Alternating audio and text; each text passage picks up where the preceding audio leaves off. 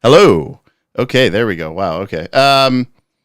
Don't know why that wasn't working, but there we go.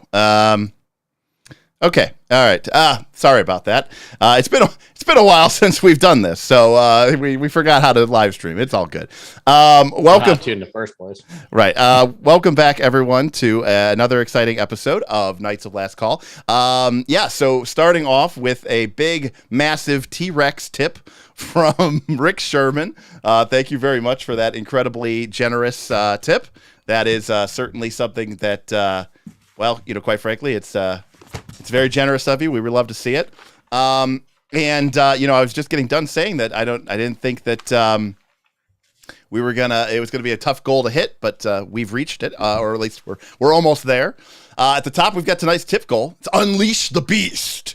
At $150 of Stream Elements tips, as Bob continues to shuffle his papers in the most annoying possible fashion. I'm getting ready for my notes.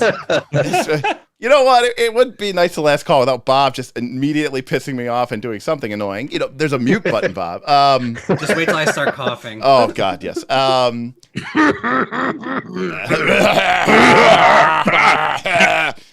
He starts glad we all did that. So, anyways, at $150 of Stream Elements tips, Unleash the Beast is achieved, and next, we will unlock Thron's Yeti Barbarian Descent into Rageful Madness track. Thanks to Stephen Palmer for some help in helping developing that, based a little bit on the 7th Sea Death Spiral. But it will basically give Kaz the ability to draw deep into his character's inner pool of rage, but at the expense of potentially losing his humanity altogether. And so if we hit that goal tonight, also known as my work day. So if we do hit that tonight, that'll be set up for next time. All right. Well, anyways, thank you for joining us, everyone. And thank you again to Rick Sherman with that massive tip that sets him as our new 200 hit point hype boss. So good luck. Yeah. Good luck to that. So this is Quest for the Frozen Flame, episode 6. And so for those of you who may be new to our channel, or those of you who are joining us after a prolonged absence, including my players, real quickly, let me just give you a brief synopsis of what has happened so far. So the players represent sort of the elite scouting group for a Kellid tribal group known as the Broken Tusks, a small following of Kellid natives along with their mammoth herd who live in the far northern reaches of Golarion. Oh, another T-Rex from GM Scott for $50, and the beast is unleashed. Well, good night, everybody. Does he get it before the session starts? No, because I was going to put it into Foundry, but all right, I'll tell you this, Kaz. Without telling you what the bad things are, you can at any time basically spend a hero point as if you had a hero point. Okay, so you can re-roll a d20, right, as if you had a hero point. But that gives you a rage point. Okay, so that is going to basically be moving you further down your rage track. And that rage track is not something, it's pretty much entirely a one-way trip. So at any point, Kaz, if you have to be raging, so your character does have to be in a rage. But if your character is in a rage, you can basically, after a d20 roll, say, no, screw that. And it's not a hero point, it's a rage point. And your character loses momentary control and gets to do a hero point. And of course, remember, everyone, our hero points are a little different. We kind of use mutants and mastermind style hero points where on the re-roll, if you roll less than 10 or less than 11, you get to add 10 to your d20 roll. So thank you, GM Scott. Thank you, Rick Sherman. Everybody's free and welcome to continue to tip and donate if you appreciate the show. But our tip goal is reached, and well, You guys are crazy. We love you. So they just paid $150 to watch me lose control. Right. Well, so they hate us, I think. Slowly over time. Right. Well, you know, based on how I know how you play, Kaz, and based on how I think Steven and I have divined this track, pretty much I'm sure that within a session or two, it'll basically be the party fighting Kaz. When do I get to start the alcoholic track? Oh, that'll be, you know what? That'll be next session's goal. Unleash the Beast 2. Yeah, everyone will have a different track by the time we get through this. But So not Tim. The hatchet will. yeah, no, right, the hatchet. If you know what, I've got a good inside in with Roll for Combat. Maybe I'll get a hold of the intelligent weapon ancestry early. We'll beta test it here. We'll get rid of Brek. It'll just be the hatchet. Yes. The hatchet named Brek. Tune in. The following, the Broken Tusks, lives a fairly peaceful, idyllic life, but they live in a realm or a part of Golarion in the far north called the Realm of the Mammoth Lords. And slowly, over the past many years, the realm has been fading. The once unnaturally warm springs that bring life and renewal to this land, otherwise full of harsh and devastating winters, has been slowly fading, and each spring comes later and later and harsher and harsher. And this is because this land has been tied to the power of the Primordial Flame, also known as the Frozen Flame, which has sustained this land for some amount of time. And the heroes here discovered that the Broken Tusks were once part of a vast following known as the Burning Mammoths. And long ago, the Burning Mammoths, about 100 years ago, decided to wage war against the demons who had erupted to the east, now what was called the World Wound. And a portion of the Burning Mammoth decided that taking the holy artifact of Sister Cinder, who they call, which is their name for Saren Ray, into battle was not what it was for, that the risk was too great, that it was an artifact of life and preservation, not death and destruction. And so a group of them stole the item and hid it away. And they were so disgusted with them that the Burning Mammoths cast these people out. They formed their own new following, the Broken Tusks, and have been living a pretty bleak existence for the last 100 years. And finally, the Burning Mammoths have returned, apparently seeking revenge. And the Burning Mammoths have swept into the Gornok Plains, where the Broken Tusks were camped for the beginning of spring, and have begun chasing them across the plains as the Broken Tusks attempt to stay ahead of the ferocious Burning Mammoth horde. The Burning Mammoth continues to send fast-moving scouts and raiding parties ahead to assault the tribe, to poison their water supply, to lay traps. But so far, the elite band of scouts, Droga, Joren, Brek, and Thron, have managed to hold off all of those dangers and keep, through their wise decisions and smart play, keep the Burning Mammoths at bay and keep the Broken Tusks at least a few days ahead. But the rest of the Broken Tusk tribe is growing tired, is growing weak, and each day that passes is another day where this entire tribe of people, including men, women, and children, the elderly, all their supplies, their beasts of burden, their mammoth herd, are pushed further and further. So the plan is to move east. But the wrinkle to all of this is that the great leader, the oldest member of the Broken Tusk, Grandfather Iowa, recently died after almost being killed during the assault of the Burning Mammoths upon the following.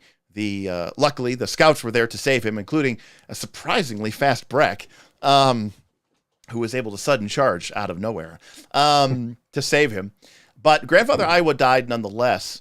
But before he died, he told the scouts the secret history of the Broken Tusks and how the Primordial Flame had once been entrusted to them, but they had lost it. With his dying breath, Grandfather Iowa charged the scouts with a unthinkable quest to track down what became of the Primordial Flame, to head to the ancient redcat cave where the flame was once kept, to see if they could find some vestige or hint or clue that may lead them on a path to rediscover the powerful artifact. Because while the Broken Tusks must survive against the Burning Mammoths, only the Primordial Flame has the power to potentially not only heal the wounds between these peoples, but also save the entire realm of the Mammoth Lords as well. So, big objectives, big challenges.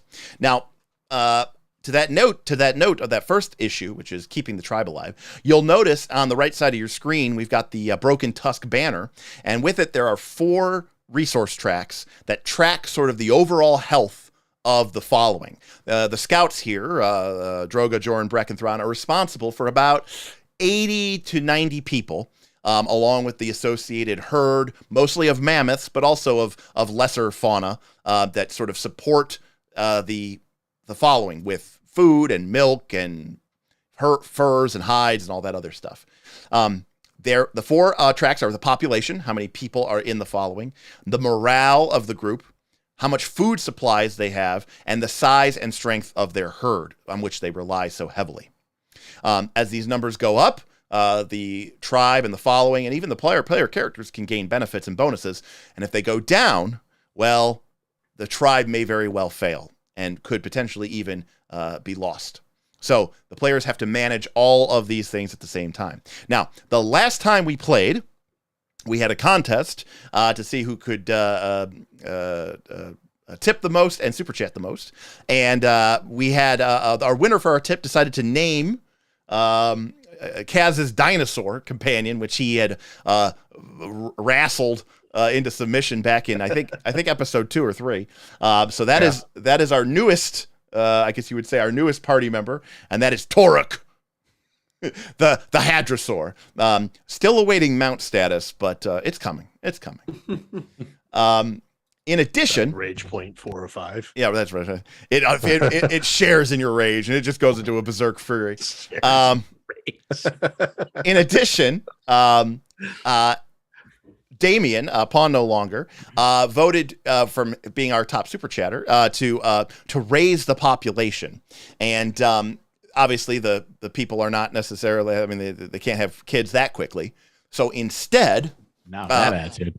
So instead, as the Broken Tusks make their way eastward across the Gornok Plains, the group had already discovered a small village which had been burnt down by the burning mammoths when they had been raiding through this region, seeking them out before they launched their assault. This was back with the water methods that Brek sort of diplomated, and a small village had been wiped out.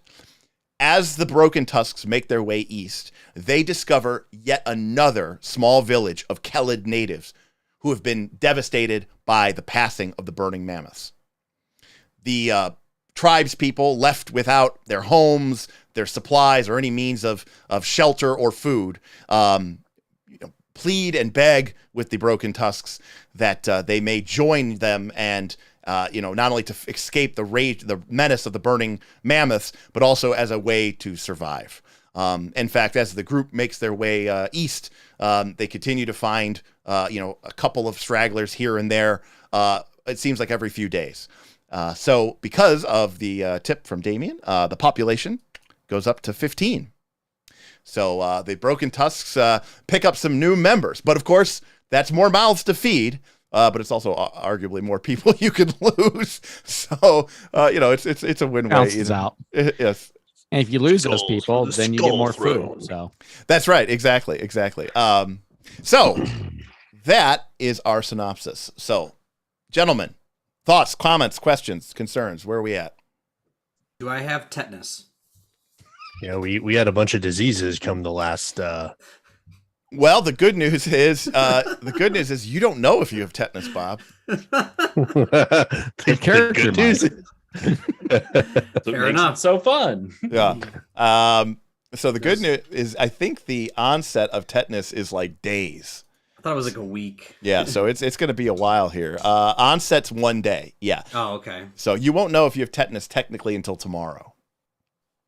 But Bob, you know what? Just for the folks at home, let's see if you have tetanus. If you possibly got tetanusized, go ahead and make a fort save. 16. Bob probably's got the tetanus. Oh boy. got the tetanus. The tetanus. does it burn? I don't know. Bob, you hooked me. The onset time is a long time, but Bob, you're good. You don't have tetanus. So. Okay. That would have been hilarious, though. I would have loved to see that. All right. New tip goal, Bob gets tetanus. Yeah, new tip goal, Bob gets tetanus. Wait, Bob or is it Bob. Yeah. Yeah, Bob They're gonna himself. start stabbing him with rusty nails. Right. To walk to Derek's refuse studio. him medical attention. Understood. So let me. Where we got here? Oh no, here we go. Let me change this over here. Oh, snap! All right, so this is the Gornok Plains that the adventurers are making their, or I should say, the whole following is making their way east across. And the last time that we had played, so as sort of a point of order, this here is Rockloom. This is where the adventurers had begun. And then they started making their way, and if you remember, they journeyed to this river hex to get water, sacred water to use in the ritual. But then when the Burning Mammoths attacked, they came out of the northwest, and the Burning Mammoths have been chasing the group who took their way through the foothills down south to Gleaming Sun Lake, and are now in the process of basically crossing into this wooded section, crossing over this southerly river. River lore would have been of extreme use here. But in doing so, they took the time to lay a series of traps and natural obstacles in the river fords to cause problems and delays for the Burning Mammoth should and when they catch up. So to that end, the following / the scouts probably feel like they have a good margin of comfort. A margin of safety, I should say. Meanwhile, ahead, you're in luck, Bob. Ahead, still several days' journey, maybe about a week's journey ahead, lie the edges of the Tusk Mountains. And mountains, you say?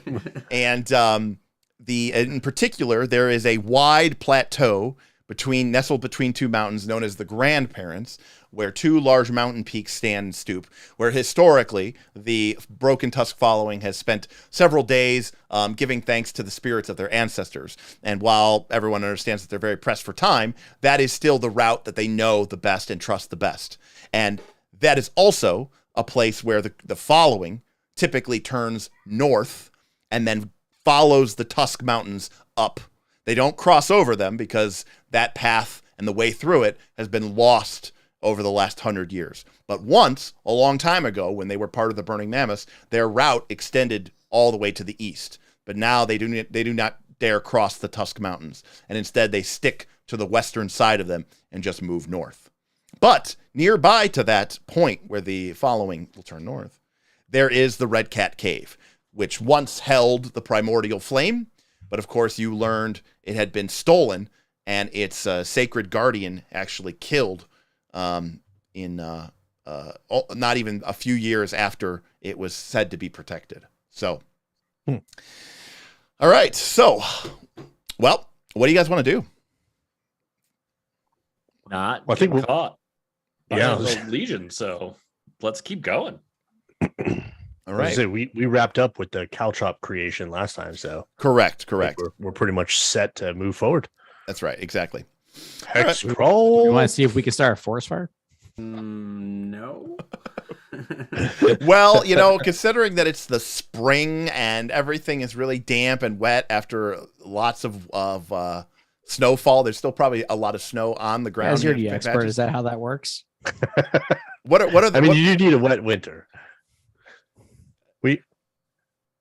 Yeah, Yeah, look there's no outside your fire window. today. So I was going to say, there's no fire here today. There was All right. yesterday. Okay. So, So I guess the first question then is, which route do you guys want to take? Do you guys want to head back into the plains hexes, or do you guys want to keep going through the woods? I think we want to go up northeast one block and then proceed northeast, southeast, northeast, southeast. Yes. so kind of hug the northern edge of the forest. Yes. Yeah. All right, that sounds good to me. All right. All right, so you guys make zigzagging. Yep, you guys make an advancement, and the burning mammoths will make an advancement as well. Keep in mind that after a certain point, I will be hiding the burning mammoths because you'll no longer be able to. They'll be too far away from you. So probably when they get closer to the trees, you'll kind of lose sight of them. Let me roll. All right, you guys are good. So no random encounters, but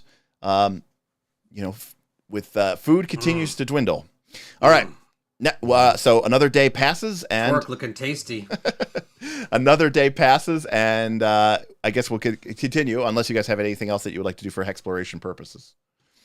Remember, we're still using the Hexploration light moves. So because the group is still supposed to be sort of in a free fall, free panicking move to the east. So a lot of the other options available to Hexploration aren't yet fully available to you guys. So things like specifically, reconnoiter and forage and all that other stuff. Okay.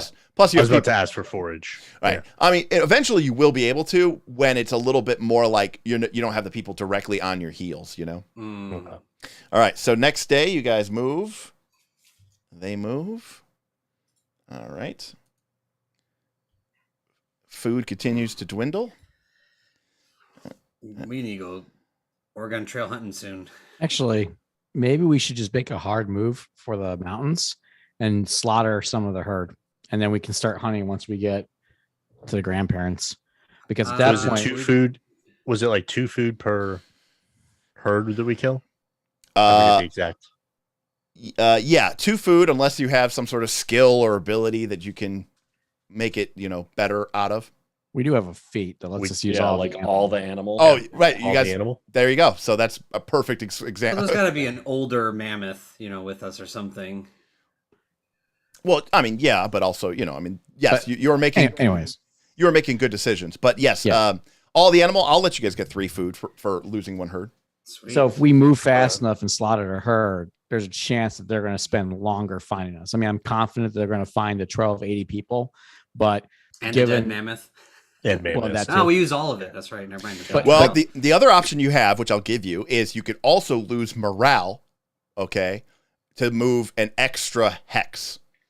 So no, I definitely don't want to hear the whining. well, to be fair, morale is actually kind of high right now, right? It started at 10. So you get because when we brought back the dinosaur, we gained morale. yeah, we still need food though. The herd's here to be eaten, man. I don't know. Like it is. That is its point. we I mean- slaughter one herd and we get to the mountains and then we can forage while we go hang out in a cave. Yeah, I agree. I don't mind that idea actually. And I think what I was trying to say is that we know that these guys are going to get held up at the river for a bit of time because Yeah. we crit on that. It's 3 days. So when they And they're going yeah, to go through the When they- forest, which is slower. Right. And then at that point, we'll be pretty far along. Yeah. They will Mhm, eventually mhm. find our trail, but it's going to be painful for them because remember, they don't know this land. They don't know where we're going. So we may just get incidental gains because of how far behind they are. Yeah, Do any of us kinda have like that mountain idea. lore? I do. If we Maybe get we Oh, can there. find thank a goodness. Maybe we could find a quick path through the mountains. I only know of one from the lore. Okay. Apparently, Do you know of any not from the lore? I only have mountain lore. All right. All right. But we can figure I something like out. this I think plan. but I like the plan. Yeah, I agree, Joren. All right, so officially -1 herd plus 3 food. Yes, Yes. Ugh. cash it in. All right. No. Well, it's honestly, it might just be literally 1 mammoth per herd point. These are big animals with a ton Yeah, of meat mammoth and is value. You So ever seen a cow when they fully slaughter a cow? That's a lot of meat. no, Kaz, I haven't been there when they fully Tell us slaughtered. more. All right, so the next day you guys move and they enter this hex and boom, they are shut down basically because they not only was they going through woods and the river, which was already going to take them an extra day, but because you guys critically succeeded at your trap check thing, we'll say that the ford is so effective that it injures people, slows them down. They don't want to cross the ford. They start trying to look for other ways to cross the river. So they are going to basically be stuck there now for the next 2 days before they can move out. So that's a huge win for you guys. So, Nice. all right. Waterlogged, the burning. All right. It's been another couple of days. All right. Burning mammoths. It's just, I had them selected. All right. So in that case, you guys are going to move to here. They stay there. Mm-hmm. All right. And so now you're about 1, 2, 3 days from the grandparents. I mean, that's where we're making our sprint to, right? Yep. Yep. Okay. Yep. So I'll move you to here, and then I'll move you to here. And at this point, you lose sight of them because you guys have put a lot of distance between you and them now. Almost probably close to at least 5 or 6 days of distance ahead of them. You're not 100% sure, but you guys have been doing some backtracking, and just as you guys start heading up into the elevation, right before you start kind of moving into this hex here, you guys, still really haven't seen them emerge into the plain. So where they are and how they get there, you're not sure. Now that being said, going to the camp here, the mammoth lords do approach you as you guys prepare to visit the grandparents. But of course, they have thoughts and complaints and ideas. How much food do we get if we slaughter them? How many do you have to slaughter for one food? I'm gonna say 0. We could ask the Burning Legion behind us. Yeah. I mean, to be fair, the only one that's really had an attitude problem with you all has been Letsua. I mean, you guys like Argakoa and Nocta. She's the healer. So Nocta, as you guys approach the grandparents, comes on behalf of the Mammoth Lords, everyone's been so busy because of the immense pressure that you have all been under, and the morale has managed to stay high. And she, and now again, you guys are about to enter into that hex. And the way it kind of works is technically in exploration rules, like you guys have to spend an action to explore the hex, and then the following follows you in after you guys give it, kind of the all clear. Nocta says, your last report suggested the burning mammoths may have been, if not lost, left behind. I have heard from many, with the deaths that have occurred, and Grandfather Iwa in particular. There are many that wish to at least give some thanks and follow the old ways and pray to our ancestors departed. Now, I understand that times are tough, and we can continue to press on. But if we do so, the tribe will suffer morale. Suffer morale. Can they pray while they go hunting? They pray during anything, like Right. just while they walk. I think it's a great idea. Well, normally, you guys have obviously been here every year. Normally, the following spends as much as a week here. That ain't happening. So Actually, you know what? Nah, I'm good with it. That sounds good. They can go ahead. Let's saddle up, guys. All who would like to stick with tradition and stay the week may. Whatever you guys want. Sounds great. Is there a truncated? My thought was, can they give us their blessings because we're going to go into the redcat cave here? soon. That's fine. We don't need their blessings. We got math. You guys stay here. We'll go a couple days to the cave and come back. It's fine. Meanwhile, Murthig, the firekeeper, is concerned. He says, do you have any concerns that the burning mammoths may strike to the northeast and try to cut us off? Constantly. They were good at battle, yes. Yes, I am concerned about that. If We they would do that, see them though moving. we in will that all direction. die. They're pretty far away.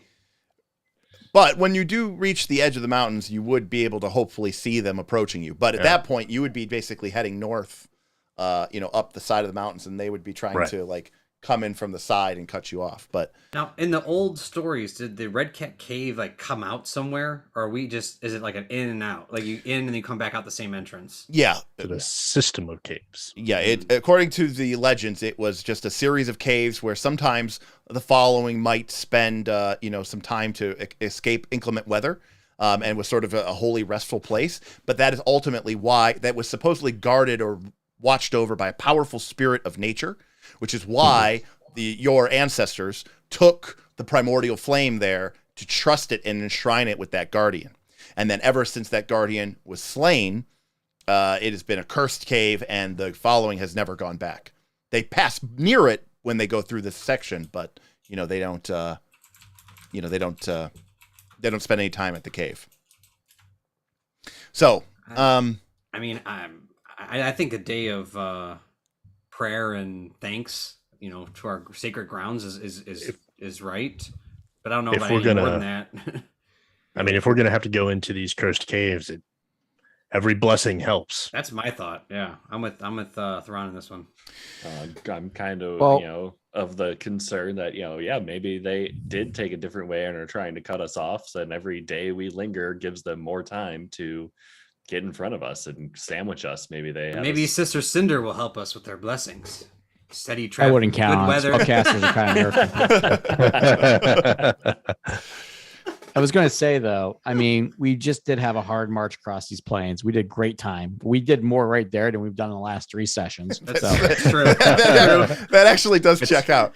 It's time to get bogged down, boys. Well, no, we need to go do this mini dungeon because that's the adventure.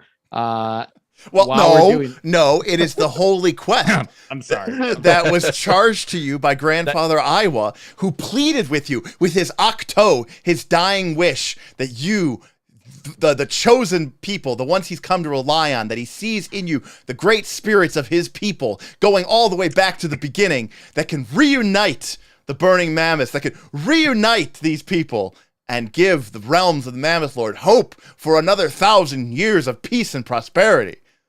I am compelled to follow those rails.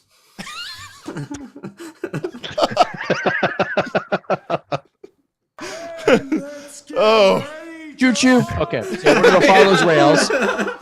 While we do that, they can sit around, pray, rest, hopefully kill something so they don't starve themselves to death. I mean, can the Mammoth Lords handle that? I mean, they can. I mean, they definitely can. I mean, it's more of a question of, let's assume potentially that you might be in the redcat cave, for a day or two. Should they stay there, or should they start heading north? They can head north, but they can take their time with it, right? Okay. Hunting, praying, whatever, right? Okay. Because you guys can move a lot faster when you're not with the following. You can make it to Redcat Cave from your current location in 1 day. Right. Yeah. I'm with you, Joren. Just a steady pace, nothing too crazy, but. All right. So they can do whatever they want, and they can settle their own squabbles while we go and So it'd be like food neutral for them, basically. They wouldn't be correct. Have the young scouts keep an eye out. You are the young scout. The young girls. That is us. That is literally you. So on the dawn of about your 11th day since Rockloom, you enter into a wide windswept valley that marks the beginning of the great Tusk Mountains, and the point at which the Broken Tusks typically turn north for the summer. The expanse here is several miles wide, but the rolling hills to the north and the south that hem in this wide sort of plain between the two mountain ranges makes the area feel smaller than it is. And the way that the two large peaks on the north and the south side of the mountain range loom over gives the impression of two stooped over figures benevolently watching the valley below. Hence the name, the grandparents. And as I've said before, the following has always traditionally stopped here to give prayers to the spirits of your ancestors and to thank them for continuing to guidance. However, now the following prepares to come in here, spend only a small amount of time while they make their way north to continue their journey to escape the burning mammoths. However, you all obviously lead the way, being the scouts. And as you do so, everybody go ahead and make a perception check or a survival check.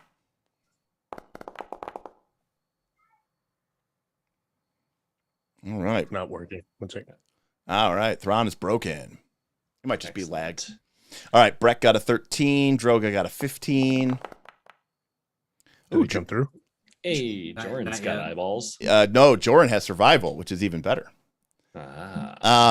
Better than having eyes, guys. It is. It is. I feel like it'd be hard to survive without eyes. All right.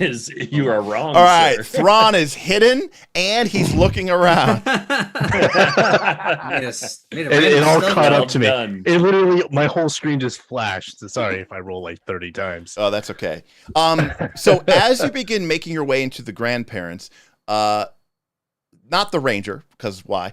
But Joren, the old man cleric, you start to notice some possibly encouraging signs of tracks. It looks like there may have been a wild mammoth, maybe not herd, but like a wild mammoth family that had made their way through here. I mean, the Tusk Mountains are called the Tusk Mountains for a variety of reasons. I mean, one, they're great sweeping peaks, but also the mammoths tend to follow this route anyways. I knew all that. You did, Bob. You did, yes. But you do discover some mammoth tracks that suggest that there may be some mammoths in the region. However, Thron, as you are making your way in, keeping an eye peeled, because again, remember, just like you have been moving with the following, the Burning Mammoths has already shown that they can send raiders ahead. And assuming, assuming that they know, generally speaking, your path, it is possible that they have sent raiders ahead. So you are being extra, cautious. Bob, mute yourself if you're going to type like an asshole. Or at all. Yeah, or at all. If you're just going to type, just mute yourself. Just mute yourself. I think I have the loudest keyboard in the world. Right. It's so loud. So anyways, Thron, yes. As Joren is sort of expanding upon this, you crest a low hill and see a sight that you don't fully understand at first. You see a mammoth, but it is laying on its side. And even from this great distance, you can tell that this mammoth is either sick, dying, or dead. Can I assume I would have noticed, but can I survey the other surrounding area? Does it look like it's in a trap? Because when we caught my dinosaur, it was in a trap. Oh, right. That's a great point. You'd have to get a little closer. Okay. But as you do so, you see that no, this creature, now there's signs that the creature, had like furrowed up the earth, that there it's hard to say that there was a battle here, but you don't see any signs of traps or nets. In fact, the creature, as I said, now that you're a bit closer, is dead. But you also notice it is missing its tusks. Interesting. It's the English. They're hunting it for its ivory. Goddamn poachers. Is that something that the Burning Tusks do? I don't remember that. Is that you don't really know, because you really don't know that. I mean, you can make a society check, but the DC would be like 25, because like you don't really know that much about the Burning Tusks. Can't wrestle this knowledge out of my mind. Cass, ladies and gentlemen, Cass. Okay, I guess before I move any closer, I will point this out. Are we within you're not like earshot formed up, but you're like right. You're within visual earshot range, of everybody. While you guys kind of, you're like basically like on PT, right? Like you're on like just kind of on a combat patrol, just sort of moving through, trying to keep an eye open. Now, as you've gotten closer, Joren, you obviously spy this, but you could see from the tracks that this mammoth, whatever removed his tusk, dragged them away towards the southeast. Can we does it look like they were stabbed or like poisoned, malnourished? Can we tell how they died? Yeah, so as you take a look at it, you see a couple of things. One, you see that the ground, strangely in defiance of the rules of the game, as you get closer, you see that the ground around the mammoth is scorched in a roughly circular pattern. It's impossible. Not by fireball. And you see that the creature, the mammoth, has dozens of like impact bruises all along its side. So, how big are the bruises? Fairly well. It's like they're small, but the impact is like very, very powerful and impressive. But you're seeing a bruise through fur. That's like like it's like the creature got impacted by something very, very powerful. Like sounds like something pretty big beat it to death with a club. No, it's around this area. The things that the things that hit them were very small, but very strong. Yes. Okay. And you don't see any signs.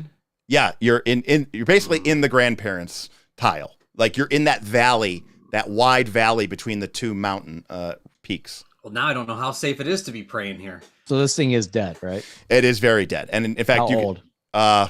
Less than a couple days. Oh, but the meat's already started to decompose then. Yeah, it's getting kind of rotted. Is there any lore of the mountains that might tell us? I mean, you know what? Make animals or other creatures. You have all of the animal. Make a survival check or a nature check, and one of you, and see if you can salvage some meat from this creature. It's not a bad idea, Smith. Ranger, I assume you're good at survival. I got +5. I don't think I'm the best. All right. I thought Kaz was one of the best. I'm also +5. Oh, yeah. I'll take. Hey, Joren. All right. Well, Joren beat Droga to it. He's like, back away, Ranger. This is this is no job for a Ranger. All you do is pew pew. You actually you actually know nothing about how this game works. You used to have 2 bows. True story. True story. When Droga made his character, he had both a long bow and a short bow. And in a bit of Knights of Last Call infamy. We made the mistake of paying a very bad artist to draw this, and they took Bob's ridiculous character, which had 2 bows, and drew it as if he had 2 bows, holding both of them. And then we said, how does he shoot bows? So then we said, hey, have you ever thought about the fact that this guy can't shoot a bow and arrow? So wouldn't you need to hold it with one hand? And the artist was like, no problem. So he sent us back a sketch with the guy holding the one bow, and then the short bow was like dangling off his elbow. It was like in here somewhere. It was so good. To be fair, at that point, he was just working for what we gave. Yeah, dude, the short bow was like the size from his shoulder to his waist. Like, yeah, it was like it was. That's a short bow. A long bow is like technically 6 feet long. It was much tinier. The artist was not good. Let's just move on from best picture ever. I mean, we tried. We did. We even vetted him. We tried to do a good job, and we got punished. So, anyways, hero forge for them. So that is a situation. Something has slain this mammoth. And taken off its tusk and dragged them away. Is there any native wildlife that we know of that would have done something like this? No. Not that you've ever experienced. What was the survival check for? Sorry. Oh, to get meat. Oh, cool. I gave you +1 food. Right. Whoa, here's some mostly not rotted meat. It's shopping at Mark's. No, that's it's like dry. It's like dry aged mammoth, right? Like the thing is so thick, you cut off the outer mammoth part jerky. And you get to the inner part, and you're like, oh, okay, this is the good part. Don't eat the parts that are brown. Yeah, exactly. Or green. But you have all of the animal feet, so you get something salvageable. You get some leeway there, but yeah, I mean, obviously, I'll tell you this. The burning mammoths are pretty crazy, but there's no sign of weapons. Sure. On this creature, there's no arrows, there's no sling stones, there's no javelins, no rocks on the ground. Yeah, there's not even blood. So this was pure bludgeoned to death. Yeah, this is like blunt force. But there's no large rocks around either. No, there's no rocks. There's no arrows. Like nothing was throwing rocks at it. Yeah, there's a bunch of tiny monks running around, punching mammoths to death. I mean, it's Pathfinder, so it's probably some weird fate that we don't know. But what I was gonna say is that again, the burning mammoths are probably pretty crazy about it. But no Kellid tribe would ever kill a mammoth and just leave it like this and just take his Right. tusks. Yeah. So Clearly someone hunting for sport. Well, I mean, we see the trail being dragged off. We can go find out what it is if we want. I feel like we need to deal with this before we leave our tribe for several days. I will point out, did kill what, a CR9 elephant? Like, yeah. But it may have killed it in plot, in which case it's probably just like CR2. Right. Very, very, very true. Very important. Mammoths don't have plot armor, so that is very important. Anti-plot armor, they're food. We just killed one. Yeah, we did it as like a move action. So we did just butcher it and didn't even notice. That was, we were like, that was a skill check. Which everyone just leveled up like 3 times. So. That was a quadruple extreme. So you do see where the 2 tusks have been dragged away. But again, remember, you have this day that you're spending before the tribe follows to sort of reconnoiter this hex. So it's up to you what you guys want to do. Let's go reconnoiter the threat. Yeah, let's reconnoiter the shit out of it. All right, stealthily. Great, 4-star hand with great stealth. Yeah. Okay. Well, I can't do that. So we don't. So no, you can't. Did we just have you dangle out as meat? I just announced my presence. Hello, I'm Joren. The only downside is that because tracking makes you move slower, it will take you an extra day to follow these tracks. I mean, that's all right. Is it? I mean, I don't care about these tracks. I was going to go to the Redcat Cave. Oh, now we're worried about one day following stuff. So weird. Oh, God. I just don't want to leave the group. The thing, but not follow the fucking tracks. I just don't want to leave this the group. This could be another dinosaur. Our job is to leave the group. Following the tracks. It could be a dinosaur with the hammerhead, the helmet.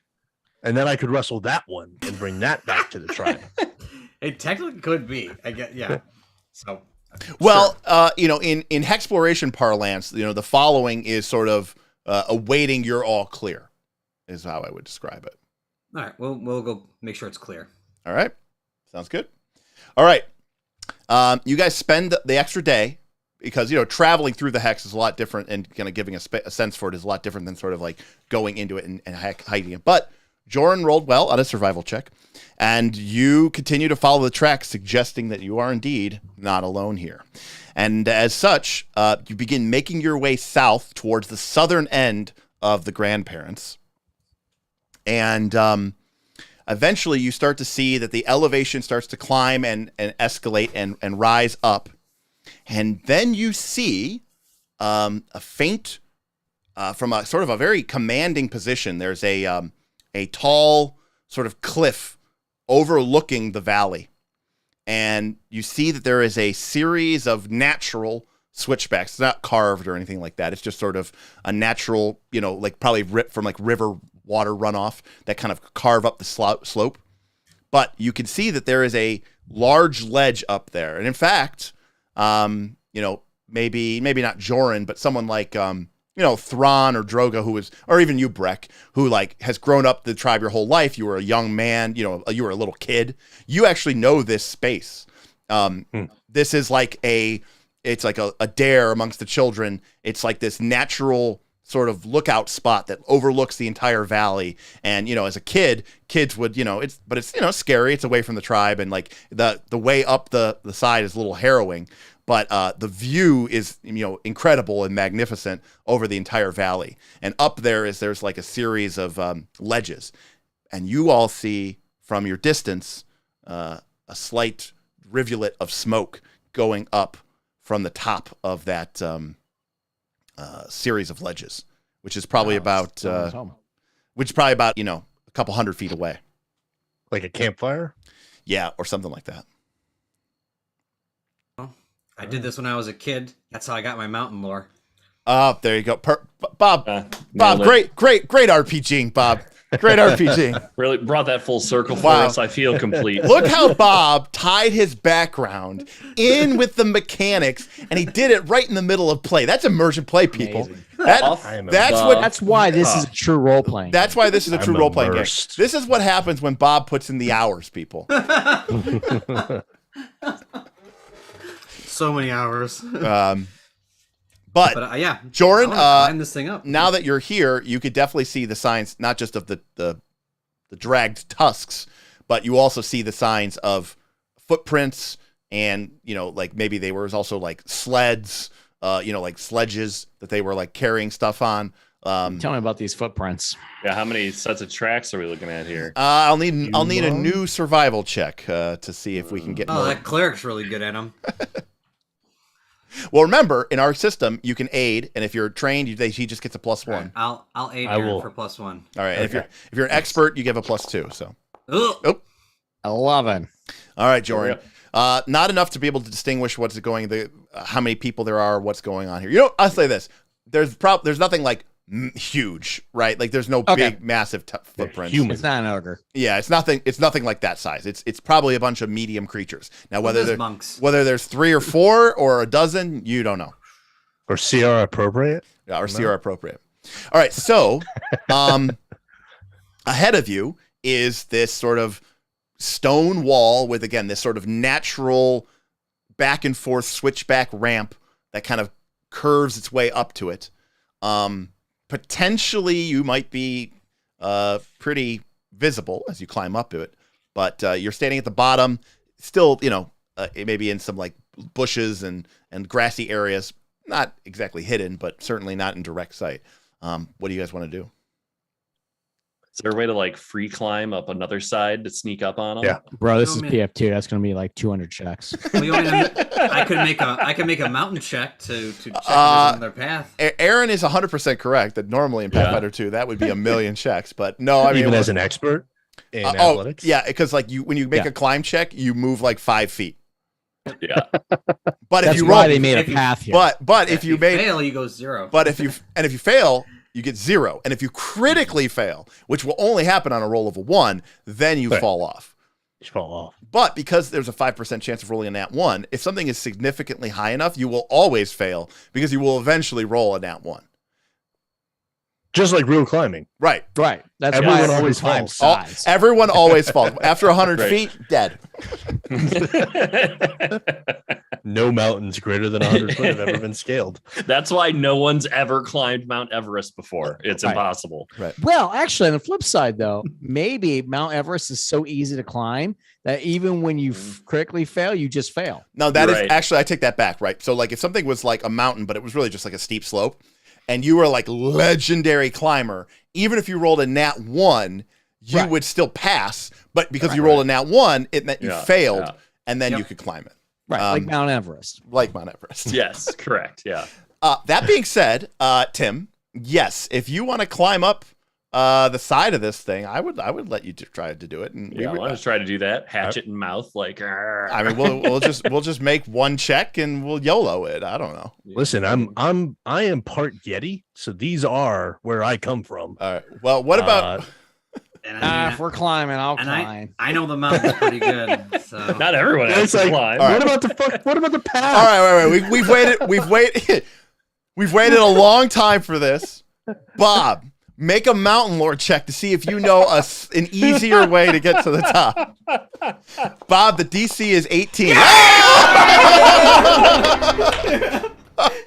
Yes. Bob, there's a secret other path.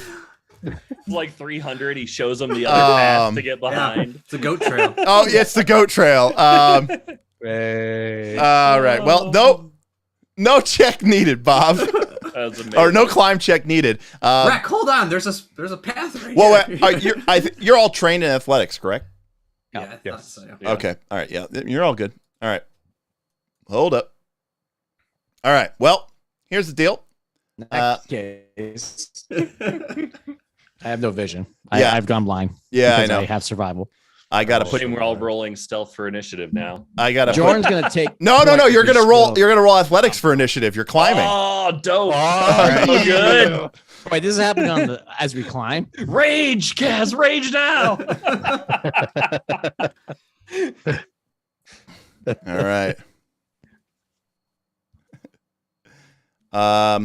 Okay. PCs. What?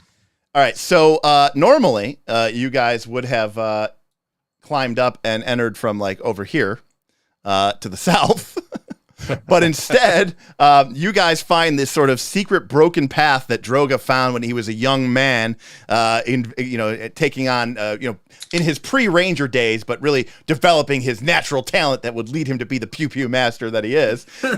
And you guys find a sort of back switch way, which, to be fair, is not exactly like a path, but for people Droga, who are trying. Did your bear climb up with us? Ooh, I don't think so. No.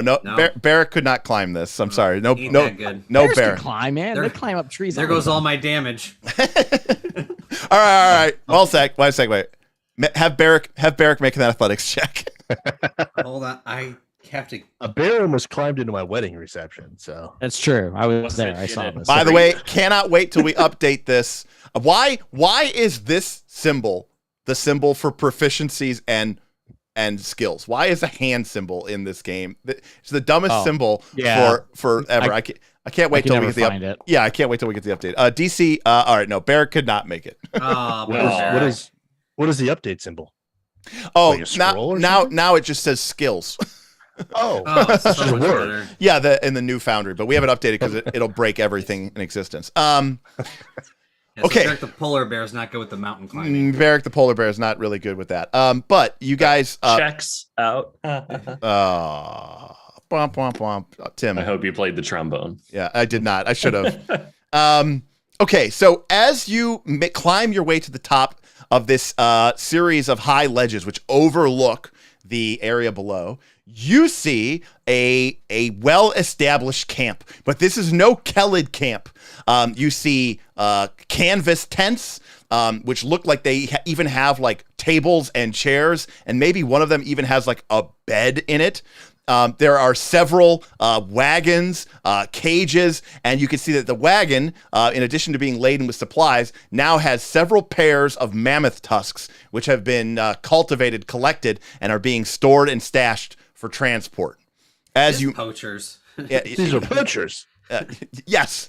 As you make your way up, not really surprising, but because you're not stealthing and there's no surprise around, but they don't really expect you to be coming here. You could see on the far side of the platform ledge a series of 4 people. One, or 2 of them, I should say, are dwarves, and they seem to be equipped with, those things that you like loop around the head of an animal and then pull the rope tight. Like they have that, except a primitive one. No, advanced. They must have come from the other realm. What was your first clue there, Bob? Yeah, they're wearing 3-piece suits and top hats. I parlay with them. They're smoking a cigar and reading the newspaper. Pardon me, have you any Grey Poupon? In addition, you see a large, brutish man who seems to mostly just be kind of bored and standing around. And then in the back, kind of making her way over, you see a very elegant, strangely dressed woman who... Let me see here. Show character artwork. Hopefully this works. No, did it work? Show character. There we go. You see a very elegant, strangely dressed woman. She's wearing strange high leather boots. She has a strange billowing shirt made of strange material, a wide, massive brimmed hat, and she seems to have the arcane markings of one of the cursed wizards about her. Kind of looks like the Resident Evil lady, that tall lady. So, as you all get to the top, she turns and, as you guys kind of climb to the top, and she looks around very surprised and shocked. And what do you guys do? Shoot her with an arrow. Okay. Oh, Jesus. All right, Bob. Never met these people before in our life. All right, Bob. She's a wizard. Are you serious? She's a wizard. So what? You just go around murdering people? What's wrong with you? You're like 12 years old. Where did you learn this? I was climbing the mountains. Droga pulls back an arrow. Joren tells him to not shoot her. Yeah, that's fair enough. They're just people. All right, She sees and she goes wide-eyed, and suddenly she shouts out, "Rook!" And this guy kind of starts coming over, and the two dwarves kind of come over, and she goes, "I friend no hurt." Oh, Jesus. We actually speak her language. I respond to her. Do you in, speak our native tongue? Do you speak common? Remember, by default, you do not. I speak common. Right. I speak Kellid. Yeah, right. You guys speak Kellid. And so you do not speak it. She's like, me, civilized, have things for you. Joren, what she's saying, she's pissing me off. Joren. She looks up, she goes, "Oh, good to see you there, sir. I did not know that any of these savages spoke the common tongue." I'm not from around here. Neither are you, apparently. No. I am Lady Ardissa Pendergrant, and I come from Tulane. Fantastic sport here in the realm of the Mammoth Lords. These will make a fantastic addition to my collection back home.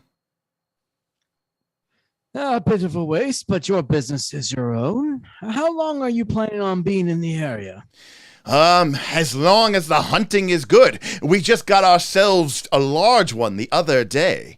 And if my information is correct, these savages parade through this area all spring long and should prove easy fodder for my fireballs and magic missiles. That's Sorry, the savages or the mammoths? The people and the mammoths, I mean, don't get me wrong, I'm here for the mammoths, but if a few of them get killed along the way, I mean, it's not really any sort of real issue.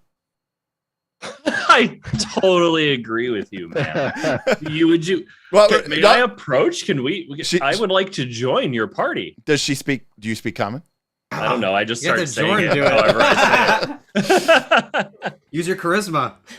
I am. We're all just kind of staring just at Joren. look like I have intimidating glare. Let's y'all intimidate her. That's true. You do not need language. What the fuck did you just say to me? That's what I look at her like. Mammoth poaching, a term I understand in every language. I will say this, Tim, because your character has that, cosmopolitan. What's your background? He's a recruiter.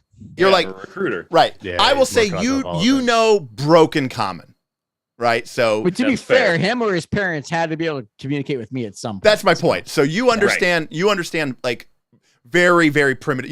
You speak common about as well as I speak Spanish, right? Right. See. Did you take 2 years of Spanish? No, I took 6 years of Spanish, but. It's still not very good. Okay. That's great. So anyways, so she, by this point in time, her sort of bodyguard looking guy is kind of sidled up next to her and the dwarves are kind of coming up. She says, I don't understand exactly what it is that you are here for. I didn't catch your name. I'm Joren. I will just take Joren. Step there. Hold on there. Hold on, big fellow. Easy. I stopped moving. Friend. Now, listen. Tell your friend. You wouldn't happen to.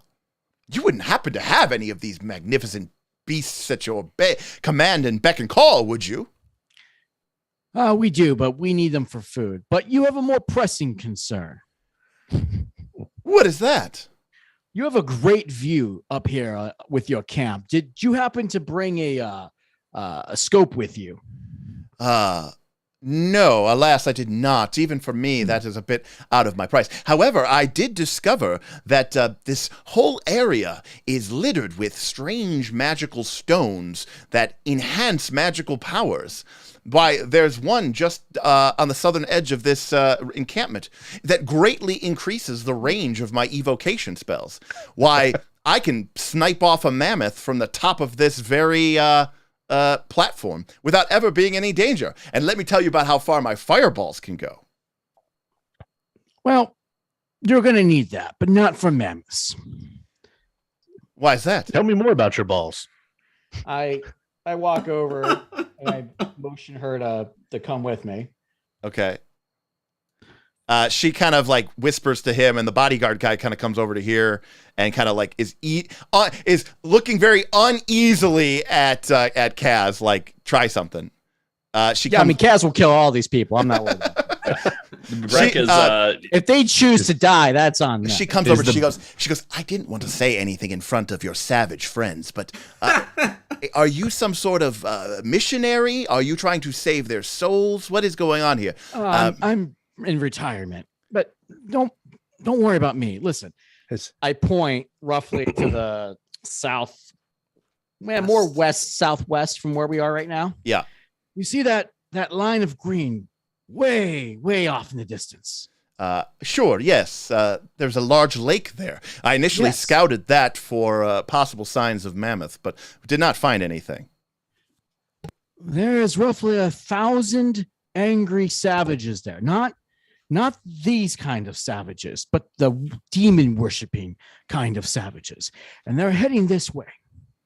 I see. And is the bone hatchet whispering to you? Why are there all of these primitive beings no threat to someone with magic at their command? You're going to need a lot of fireballs for that. I also think you may be a little surprised at what a lot of people can do. Well, I see. So what you're saying is I need to get out of here. Or shoot your fireballs at him. Far be it from me to tell you what to do. Well, I thought you should know. I'll tell you what. I probably only need 6 more tusks to get what I need before I can head home. If you're willing to part with 3 of your mammoths, well then, I'll be happy to. She reaches into her pockets and pulls out like some beads, and she's like, perhaps they'll take these? And blankets?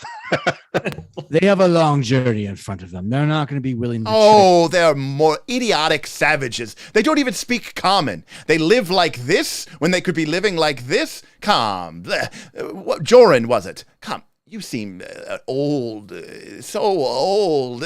Let me take you back to Tulane. Enjoy the fruits of your labor. Convince them to just bring up a couple mammoths. I'll make it a quick slaughter, and I'll be on my way. Look, they're not taking the meat, Joren. We could give her the tusks, feed the tribe, and then can we like bargain with her to shoot some fireballs at the burning mammoths? We get the meat anyway. Lady Ardissa, was it? Lady Pendergrass, but you can call me Arlissa. I must thank you for reminding me and reaffirming me of my decision. Sometimes when you're out here for a long time, you may forget these things. Thank you. What I must admit, you have me at somewhat of a loss. I do not understand or follow you. It is of no consequence, but we will be on our way now. I suggest you do the same. I see. Well, but there's a bit of a problem, you see. No pew pew? You... Well, you know what? You're right. Why don't you get going? Why do I feel very I don't know what just happened. My character's just kind of staring at the guy who's staring at me. Yeah, where's my sense motive at? Like perception in this game. It's perception in this game, which fighters are really good at. Situation? Yeah, Tim, you could roll it. You could roll it.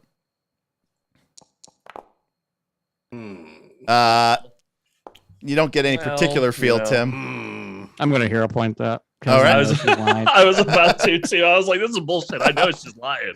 All right, so, no, that's good, right? Or that's Thron's roll. 13, so... That's Thron. Oh, Thron, I don't know if Thron really could perceive it. All right, so Joren, that's actually a 12. Yeah. So 17. Joren, she is either going to fireball you or wait till your tribe comes through and just fireball them. I kind of sigh. Joren closes his eyes. Please don't do this. She's like, I'm sorry. I thought we had a pleasant conversation. In fact, you know what? Here. She gives you the beads. You could take those for free. Don't make us do this, please. I just kind of look at Droga. You came upon. All right, fine. Joren, you see Droga starting to like look at you like pew pew. She goes, "I've done nothing wrong. If anything, you crept into my camp by a hitherto unknown secret mountain pass and came upon me and my people. Listen, there are no laws in this land, and there are no rights for these people. They are mine to do with as I please. And these beasts, as you are ours." As she laughs, she goes, "There are 4 of you, there are 4 of me, and I am a skilled wizard of Tulane. I'm sorry, my savage young friend. There is no hope for you." I mean, I am worried if she can actually cast Fireball. The ground was scorched around, wasn't there? I know. Even though it shouldn't have been. So it's just Alchemist Fire. We're good. I don't think Alchemist Fire burns grass either, so it's fine. I'm still staring at Joren. I'm like, what's going on here? Can I make this lady my hunted prey? She walks back to her tent and starts to like pour herself a glass of wine, like Cersei Lannister style, you know. She's like, "I have enjoyed your visit.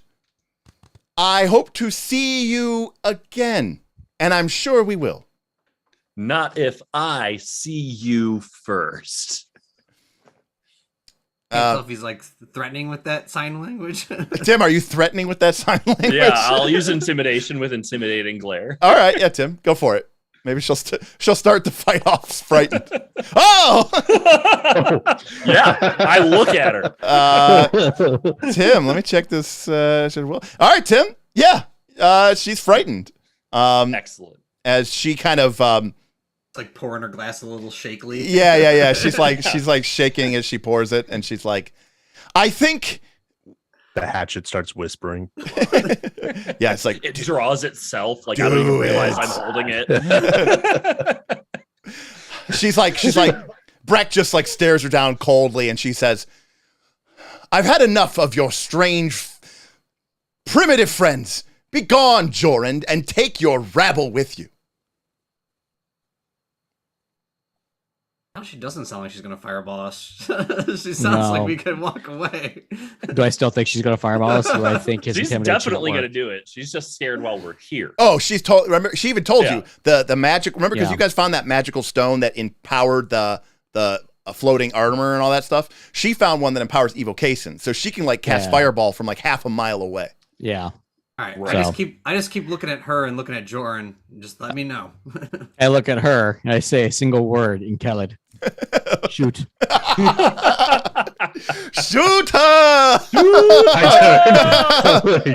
right, Droga misses, and she says, "Deceivers!" And magical energy begins to coalesce around her. Her dwarf beast catchers and her brutish bodyguards spring into action, and you guys do not. Are we using athletics for our initiative check?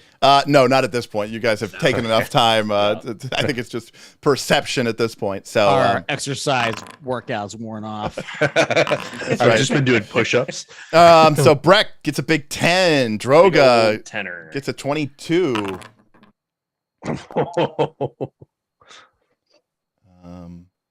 We are very quick with our ambush. Right. Well, Thron is. Joren is not. Joren doesn't like killing people. All right. Let me roll for their initiatives. Joren, did I get your initiative? It would be a 9. All right. I don't know if I'm in encounter mode. Did you select made your a token? Perception check only to do the initiative? I did off my character sheet. But... All right. Well, guess what? You get to roll it again. So feel. Well, good. That was really bad. You get to roll it again. Congrats. Oh shit! I fucked mine up too. All right. All right. There you go. All right. There you go. Rage point incoming, London says. Yeah, wait, how come we didn't set my initiative? I don't know why. Oh, I know what the problem is. You're just making perception checks? Yeah. There you go. All right. There you go. All right. Well, believe it or not, you and Brek still go for before these people. But Lady Prendergant, Wizard at 1 initiative. That's not good. Brek, where were you? Yeah, I rolled low, man. You know. Bro, you're a fighter. You got like one job: kill everything. She is going to move to here. And as she does so, she then begins waving her arms around in a sudden spell-like way. Oh. And There's a fireball. And a gout of flame shoots out, sweeping over all of you in the corner of the area here. Let's see if they actually. This is gonna be a little rough. There we go. Well, on the plus side, it's all she'll do this turn. That is correct. Yeah. I don't know how you actually use this. I think I'm like the weakest. Oh no. I guess you There have we go. Jordan, you There have we the go. lowest health, but Boom. All right, here we go. It is a DC 19 basic save, and the damage success is. Oh, nice. Critical failure. Brek's hero pointing that. 21 damage ripples out as a massive fireball sweeps through the party. Thron, if you click the save DC in the box, it will actually tell you then if you succeeded or failed. All right, that was my hero point. So that's 12, so a 19. So I passed that time. All right, Eric, so I can't take 42 points of damage, so I only take 28. Okay, good to know. Man, All right, yeah, you all were right. out of hero points. That sucks. So Joren drops to the ground and is dying too, because he failed on a critical. And that was our only linguistic. it was a boring conversation, anyways. And hold on a sec here. There we go. Boom. There we go. I gotta take half damage. Hold on. If you got a 19, you take half damage. Otherwise, you take the full amount of damage. And you suddenly see that she targets Joren because she's like, oh well, he's the obvious only threat that would exist here. And she right. just Everyone else is a worthless savage. yes, exactly. And she just annihilates him with a massive explosion. Joren just sort of closes his eyes and is like, at last. It's all that alcohol. It's all that alcohol you've been drinking. All right. More flammable. Sweet death. Thron, you get to go now, buddy. Boy. So just getting hit by a fireball, I immediately fly into a rage. Yep. All right, that's your so that is your first action. And that's my first action, and my next one is going to be sudden charge. Okay. Coming we up can get straight around up this. like this. Yeah. Can't do it. Oh, it's gonna be lame. All right, one second. This up and then over. Yep. All right. So as you enter this square, this guy right here. Oh, they have freaking reach. He reaches out with his grappler thing, and he has this reactive snag ability. So he reaches out and he makes a grapple check against you as you move through. Okay.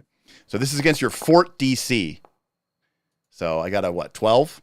Womp womp. Yeah, that won't pass. So that does not pass. So he tries to grab you with his his loop catcher, his man catcher, but it does not succeed. So you close to range with the lady Arlissa. All right, Ardisa. Ardisa, and with a screaming overhead swing of my fist, I bring in the Yeti Smash. Yes. There All it right. is. 27. Oh, crit. It's a crit. Almost a crit. Almost. But not. Almost. But actually, at the end of her turn, she would have dropped frightened. So it was actually a hit by 8, not a hit by 9. All right, but Thron, you do Smasher, so do your damage. Smash or pass? Smasher. All right. So she. All right, she takes 10 points of damage. Yep, she takes 10 points of damage. She's barely injured. All right, Thron, your turn is over. So it is Droga's turn. All right, Droga. You see Joren falls down in front of you, quite suddenly unconscious. Yeah, I don't really have a clear shot here. Wait. the way doesn't even acknowledge. Yes. Just okay. Don't have a clear shot. I get that he's the ranger, but it was just the lead in from Derek straight into Bob. That was just exactly what I would expect. Perfect. Just perfect. I don't know what I missed. I apologize. That's even better. That's even better. I was trying to see what I was going to do during my turn. I think what Aaron was trying to say is that it's funny that you were Save like, him? oh, he's dying too. You're like, all right, so what shot do I got? Yeah. I think the best course of victory is to eliminate the enemies. Well, I wasn't suggesting you should actually heal me. It was just funny because of Derek's lead in. Right. Yes. Oh, Right. How you were We just recognize no unfazed. one can save him. But Listen, he's old. He's every time we crawl a hex, there's a 50% chance he has a heart attack and dies. So right. Brek, you have medicine, right? No. Oh. I Nor don't wisdom. think Any of us. Okay. All right. Well, then you're on your own, buddy.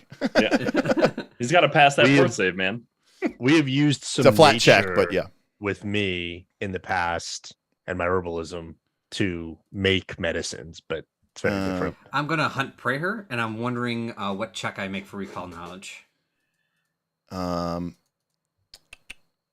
society? That's my guess. Oh no, yeah, okay. Kaz has natural medicine. Oh, That's nice. raging. Well, yeah, that's true. Yeah.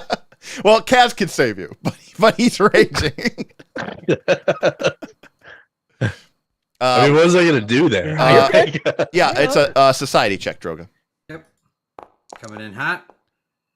You know nothing about this woman, have never heard of her in your entire life. She's a wizard who speaks a weird language. Yep. She literally told us her name, but yeah, sure. All right, we're gonna Bob hunt. doesn't know that. We're gonna hunt it shot. Oh shit! She Critical. did. Critical hit! Second There it one. is. Oh done. Oh! What? Get out. Did that just happen? Double I'm crit. not used to Bob being effective. Wow. Best shot ever. Bob, Let's go. Bob, how much damage did you do? I see all 30. You did 20 with the first crit, 10 with the second crit? Yes. The second one was terrible roll, actually. Yeah. Well, And she's that's near good. It's like an average hatchet hit. she's near I death. was going to say. Excellent. She is down to 5 hit points immediately. Mountain lore. Man, this game is so swingy. Yeah, fuck that noise. I'm out. You didn't pay me enough money. Yeah. The, All right. the raging yeti, the sniper, Legolas. Over Seriously. The bodyguard has a bit more loyalty. He will flank, obviously. Conga line. Conga line. All right. Let's start the conga line. He also has hit them when they're down, so he's got sneak attack. So he comes in and swings a massive hammer into Thron's back. And no, you don't. nope. Look at that roll. Like, I see all these things. So bad. It's like his AC is down to 15, and he's got -1 from raging, and I still miss. All right, well, you know that. And then he just, I don't know, punches him in the back of the head with his fist because it's got less map. Hey, it's a critical hit. Wow. What? What is this fight? I don't even. Actual. What is happening? Wait. What's really great about this is I swung the hammer and I missed, even with all the penalties. Then I said, screw it. He'll just attack with his offhand fist because it's agile. He critical hit by 10. So if he hadn't used agile, it wouldn't have been a critical hit. Right. But this is a critical hit. That's the normal damage. So Kaz, when you click that, hit the double. Hit double, yeah. Got it. And then the sneak attack damage gets doubled as well. So Kaz, take that 5 damage total. So you should take 15 total, Kaz. As the creature or the guy swings his hammer and then he just punches you square in the jaw. But you're near death too. Jeez. Yeah. Okay. Well, so Kaz, Thron, you're near death. The bodyguard's at full. Ardisa's near death. And Joren is dying. All right, great. Yeah. I'm very near death. Brek. All right. Well, Brek is like, all right, Conga. I can't conga because I can't risk her getting another spell off. Right. So we are Tactics gonna over set in Conga. Tactics. Yeah. So we're gonna first stride. No. I feel like that's a new combat and tactics video. When not to combat. Well, no, I was assuming that Brek was just going to sudden charge to here and then just conga line from the other side. I could do that too. Fuck it. I got the movement. Answer always conga. The answer is always conga. Always conga. Grabbed by that dwarf in that spot though? No, because he came up. It's 10-foot movement, so he just entered that area. If he were to move out of that square, then he would provoke a reaction. Yeah. All right, we're gonna target. You know what's coming. What is this? What is this 5-foot radius burst? I don't know. Someone's messing around. There's some real tactics going down. I was trying to measure distance, and then I hit the wrong button. All right. The hatchet coming in hard. Oh, the hatchet hits. Oh, it's gonna do the damage, and that's there. It is. She's gone. She's dead. I like how you started with your offhand attack. Yeah, Brek might be left-handed, but he doesn't know it yet. And then, so we still got one action. We're gonna go. No, you moved and sudden charged. So that's 3. I sudden charged. Oh, you just sudden charged so far. You just sudden charged. Okay. Which has the attack at the end. So I have one action left. Yep. And I'm gonna throw my hatchet at the bodyguard. Okay. Nice. Let me give him some cover. Let me give him some cover first. Okay, go for it. Yeah, let's make sure I got him targeted there. I took it off of him. There we go. All right. Map. Bring it. All right, so you kill her with it, and then end over end, and he's hit even through the cover. Yeah. 6 damage. All right. So you kill her with the hatchet, and then fling it into the thing. Yeah. Oh yeah, it's still bloody with her. He is 100% out. You know that. Yeah. They just are running away. They're like they drop their man catchers and they're like, she just paid us. She's a bitch. We're out. We don't understand what they're saying. Joren, I need you to make a flat check DC 12, 10 plus your dying value. Give you 20. There we go. Just a flat check, buddy. Hey, there you go. It was on that 5. Not this round. He's dead. All right, so you go to dying 1. Is that how that works? Okay. I didn't think that was how it worked. Oh, that's not how it works? we spend the next 40 rounds. I don't know. Let me look up the fucking rules. He's dying, Pathfinder. If you are here, you are not playing an AP. If you succeed, your dying value is reduced by 1. What? Yeah. Oh. You play Pathfinder 2 every day. He's new. That's he's not new. true. Yeah, he's new. He's new. Also, he's playing Northern Reaches. No one dies in Northern Reaches. All right. This is what happens. And then you just fail. die. You'll fail your next check, so you'll go up to dying 2. Right, and you'll right. pass. Right. So you're down dying 1. Yes, but now the next time it will be DC 11. And by the way, in that situation, if Joren had critically failed, it reduces your dying by 2. He'd be dead. If you critically succeed, it decreases your dying by 2. So and then he would be stable. Right. But right now it'll be that. But boy, the whole crowd gets to go. So Ardisa's done. So Thron. All right. After getting punched in the jaw, he's raging. Yeah, Okay. he's definitely going hard on the bodyguard who punched him. Yeah, there was no hope for this. Critically hit him. Yeah, that guy died the moment he punched him in the jaw. Here we go. What's going on? There we are. All right, here it is. First strike. Critical hit. Shut it down. Shut it down. All right. Sheesh. And he'll take 20 damage in the jaw. He punches you and you're like, and then you just punch him with the massive hate smash, and he just collapses to the ground and he goes, enough. It's like Hulk punching Thor at the end of that fight. Kaz, Kaz, Derek, what language is he speaking? Common. But Kaz, you hear ground. Yeah. But Kaz, you are also raging. It is your decision. It's your second action, Kaz. Okay. Mechanics question. Yeah. Am I in combat if he's given up? Yes. We're still in initiative order. So I can't drop rage. I think you can, right? Question. I don't know. Bob, you played a barbarian for several years. I never stopped. He's still new, Derek. That actually checks. Yeah, that's fair. That's fair. I know it all. I know. Okay, no. It says you cannot stop voluntarily raging. So it lasts for 1 minute until there are no enemies you can perceive or until you fall unconscious.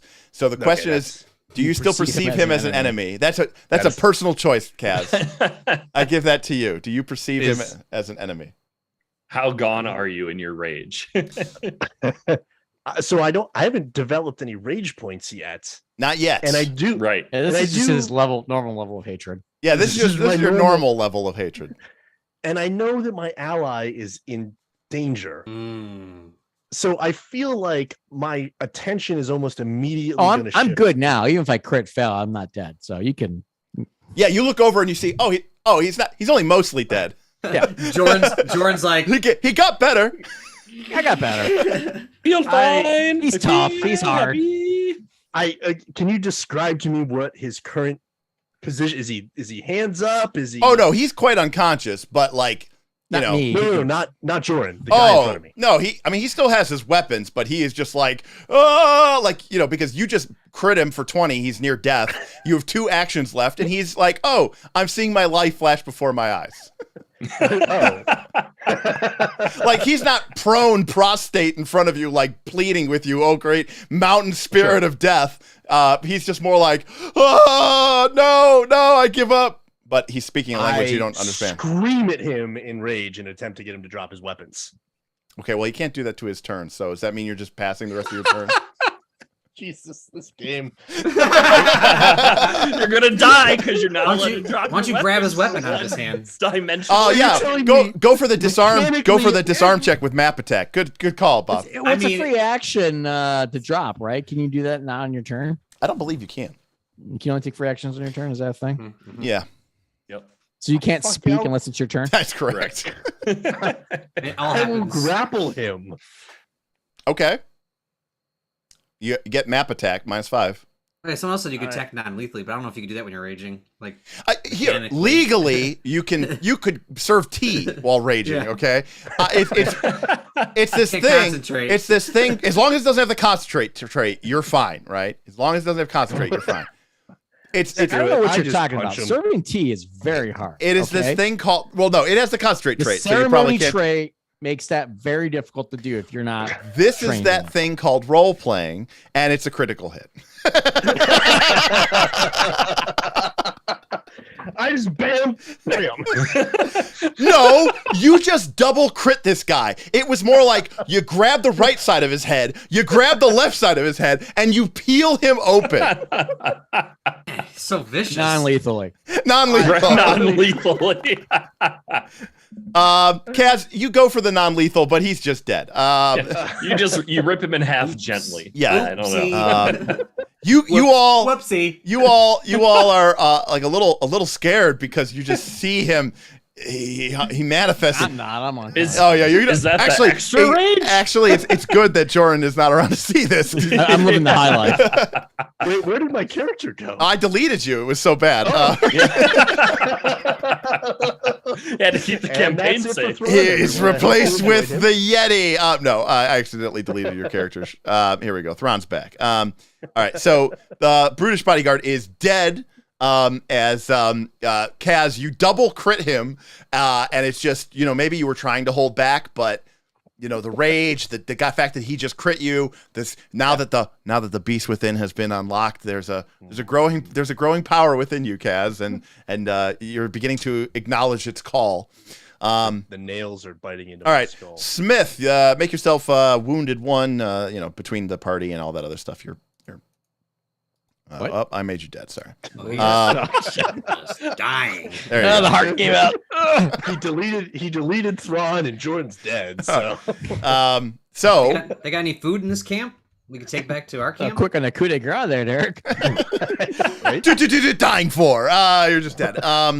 We should see if there's anything here that we would use, and do we have use of the ivory tusks? Should we bring them back to camp? Probably make weapons out of them or something. All this stuff. The camp could use. For sure. I would say that there's we don't really have a thing for supplies, but we can just say that this is equivalently worth 2 units of food.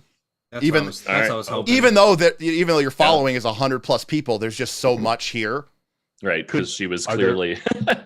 Are there more beads and stuff we could give to the kids to raise their spirits?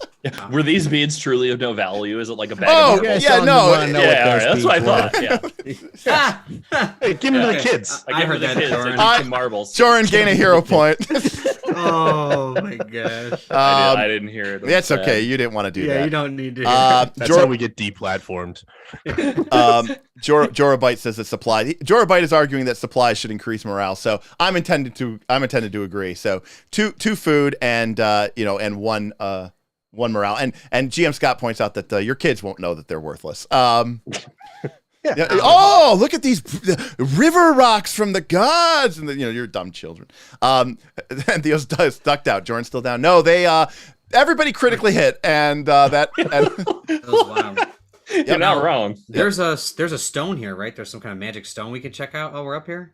You've already encountered one of these. It's the thing that's like buried in the ground. It's like this ancient like obelisk that's like sort of ancient ley line energy vortices. There's a whole huge thing that has nothing to do with the adventure that described about it. I recommend you pick up tell me about Broken Tusk Moon and take a good long look about it. It'll tell you about the history of these things and how the ancient wizards built them. It's great.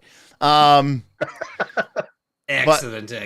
But yes, Lady Prendergast is dead.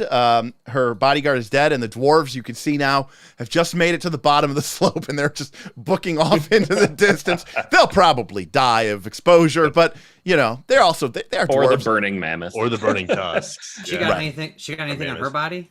That's a great question, Bob. I deleted her, so I don't know. Or the bodyguard, I guess. Shields are always good for Joren. No, he's got the magic shield. Oh, you got the magic shield. That's right. It was clutch in that last fight. Using it as a pillow. Yes. Come back with the shield or upon it. Got it. Nailed it. Both.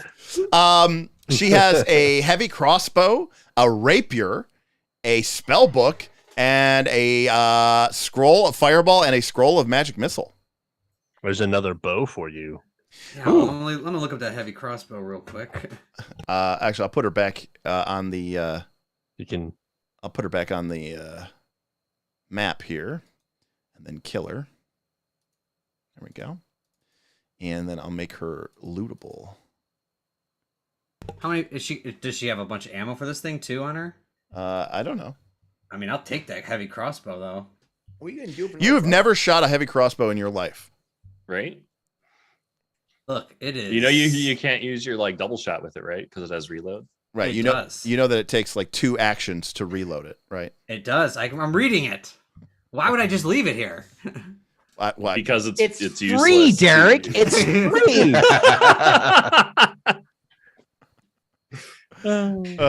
Someone in our clan could use it. Maybe the giant, the whatever that her name is. Shemvin. I thought it was a female.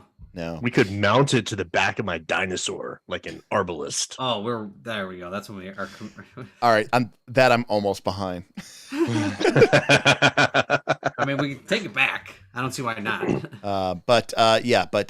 She has she has 45 gold. Not that means anything to you, but technically you could take it. Yeah, I'll take the shinies.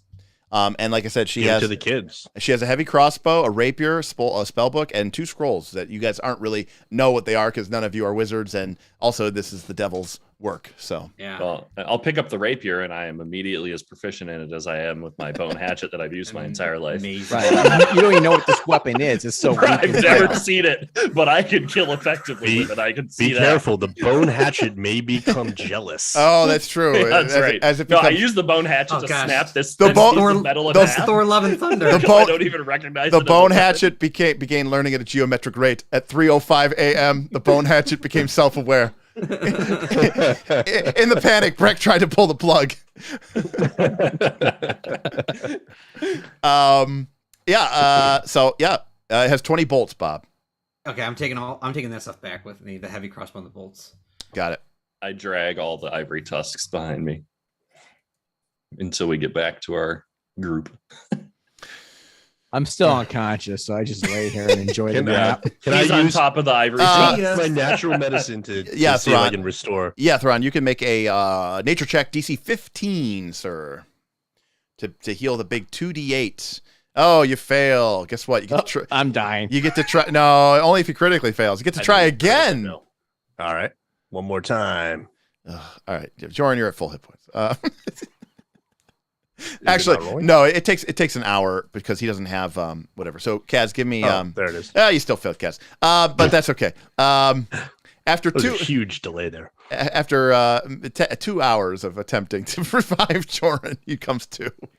I just do it myself. Can I take 10? Nope. All right. Once I wake up, I heal all the wounds in the party. All right. Over time. Fantastic. All right. Great. Between the curative magic of now, are you using spells, Joren, or medicine? Screw spells. But do you have? You still only can make one check an hour, though. So. I mean, I can do it on multiple people. Yes, but I'm just saying, just making sure. So, I'm just in terms of making sure that spells, or if something is being used, or if you guys are actually going to take it'd probably take you 2 hours to patch everybody up while you're up here. Are we staying up here? Or are we starting to walk back? Because I thought this is the one thing we needed to do today. I don't know. That's my question. We still need to get to the cave. Not today.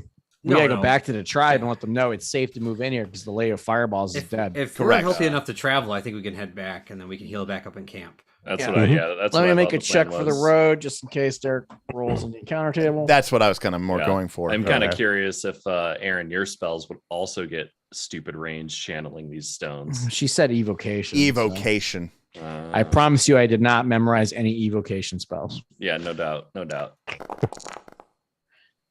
Good deal. Here. I will heal that. And then who else? Thron. He's in rough shape. I'm in bad. Thron was near death as well. I'm down 10, but I'm not almost dead like him. All right. Womp womp. Almost a crit failure. Can I treat myself, or is that? You can. Okay. DC 15. Hey, there you go. So you heal yourself with 2d8 there, Cass. Where's my second roll? There we go. No. So you should be able to target yourself, Thron, and just hit their 10. Yeah. So all right.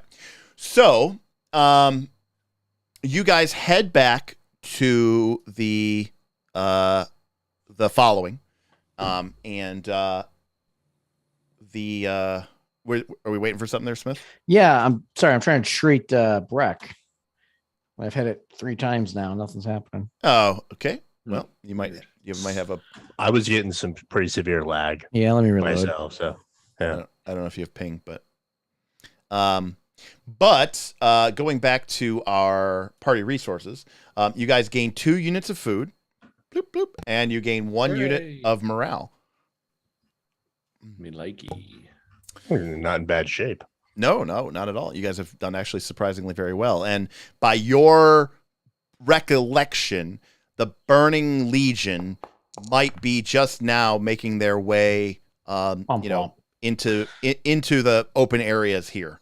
And so potentially, unless they are trying to make a northeasterly play, and they might be sending raiders or smaller groups ahead of you to try to cut you off as you guys make your turn to the north. But as the group heads back to the Broken Tusk camp, everyone is obviously delighted with these rare treats and things like spices and all this crazy stuff from the south that it's quite frankly it's a nice little treat. Everyone's a really nice trees. They won't get fireballed now, right? And then yes, and everyone's also really excited that they didn't get half a mile away fireballed by an indiscriminate mage who didn't care if there were people caught in the AoEs while she tried to take out some mammoths. So the group returns. They're going to rest and recover for the rest of this day. And now the group, the Broken Tusks, are going to, over the next day or so, slowly make their way through this hex, taking time to offer thanks and to their ancestors for sheltering them so far, and to give them strength for the journeys to come. In addition, they're going to take some time to gather some food, but the scouts are going to prepare to head to Redcat Cave. Yeah, Smith. Were the little bruises magic missiles? Yes. That on the dead mammoth. Yeah. They were magic missiles. Yes, very good. Getting a hero point. Nice. There you go. Okay, so we get a full rest, right? Correct. Yes. Yeah, and I don't think it's necessary, but I heal anyone that needs it. Well, once you're back in the camp as well, Nocta is there, and she is the trained, not magical. She's not gonna heal here anymore. Yeah, she's not a magical healer, but she is a a very skilled herbalist and natural medicine like Kaz is, but she actually is good at it. Sick, guys. All my spell slots were restored last night. Oh, very nice. Congratulations, Brek. Thank you. Thank you. Yes, it's very nice. My cantrip spell slots, they return. Oh, you do have spell slots. That's right. I have a bard, remember? It comes up so often. All the time. No, well, you don't have spell slots, right? You just have 2 cantrip slots. Correct. Yes. Okay. Right. So, all right. We are Guidance and shield. Yeah. So we're going to take a quick break, just 15 minutes. We'll be back at 9:00 for about 1 more hour of play. As the group probably begins to explore Redcat Cave. We'll see what they do and where they want to go with, but we'll be back in just a few short minutes, so we'll see you in a couple, all right? Toodaloo.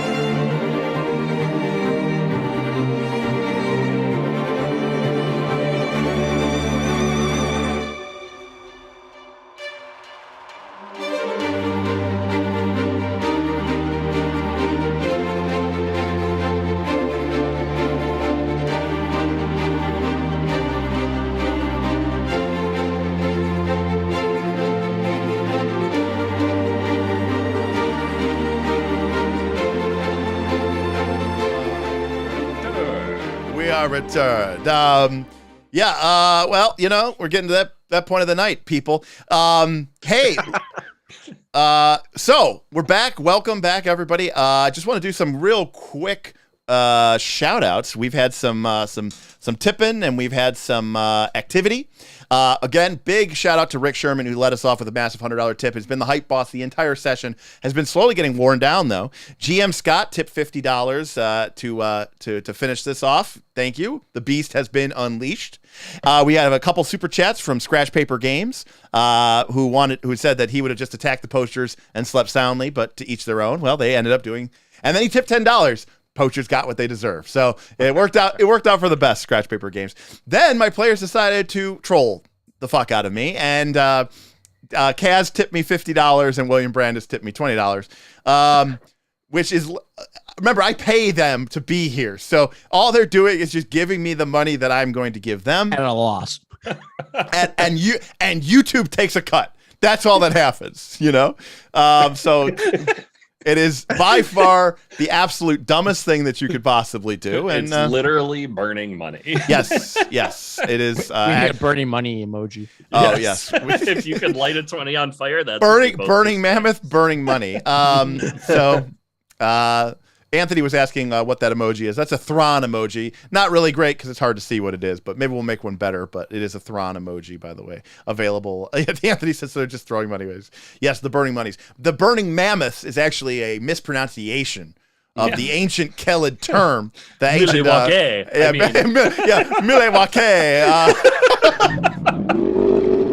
Oh, Steven.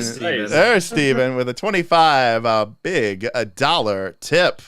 Thank you very much for. Does that make him the hype boss? It might. Yes. It did. Oh, nice. Steven. Wow, getting hype, buddy. Thank you very much for that awesome tip.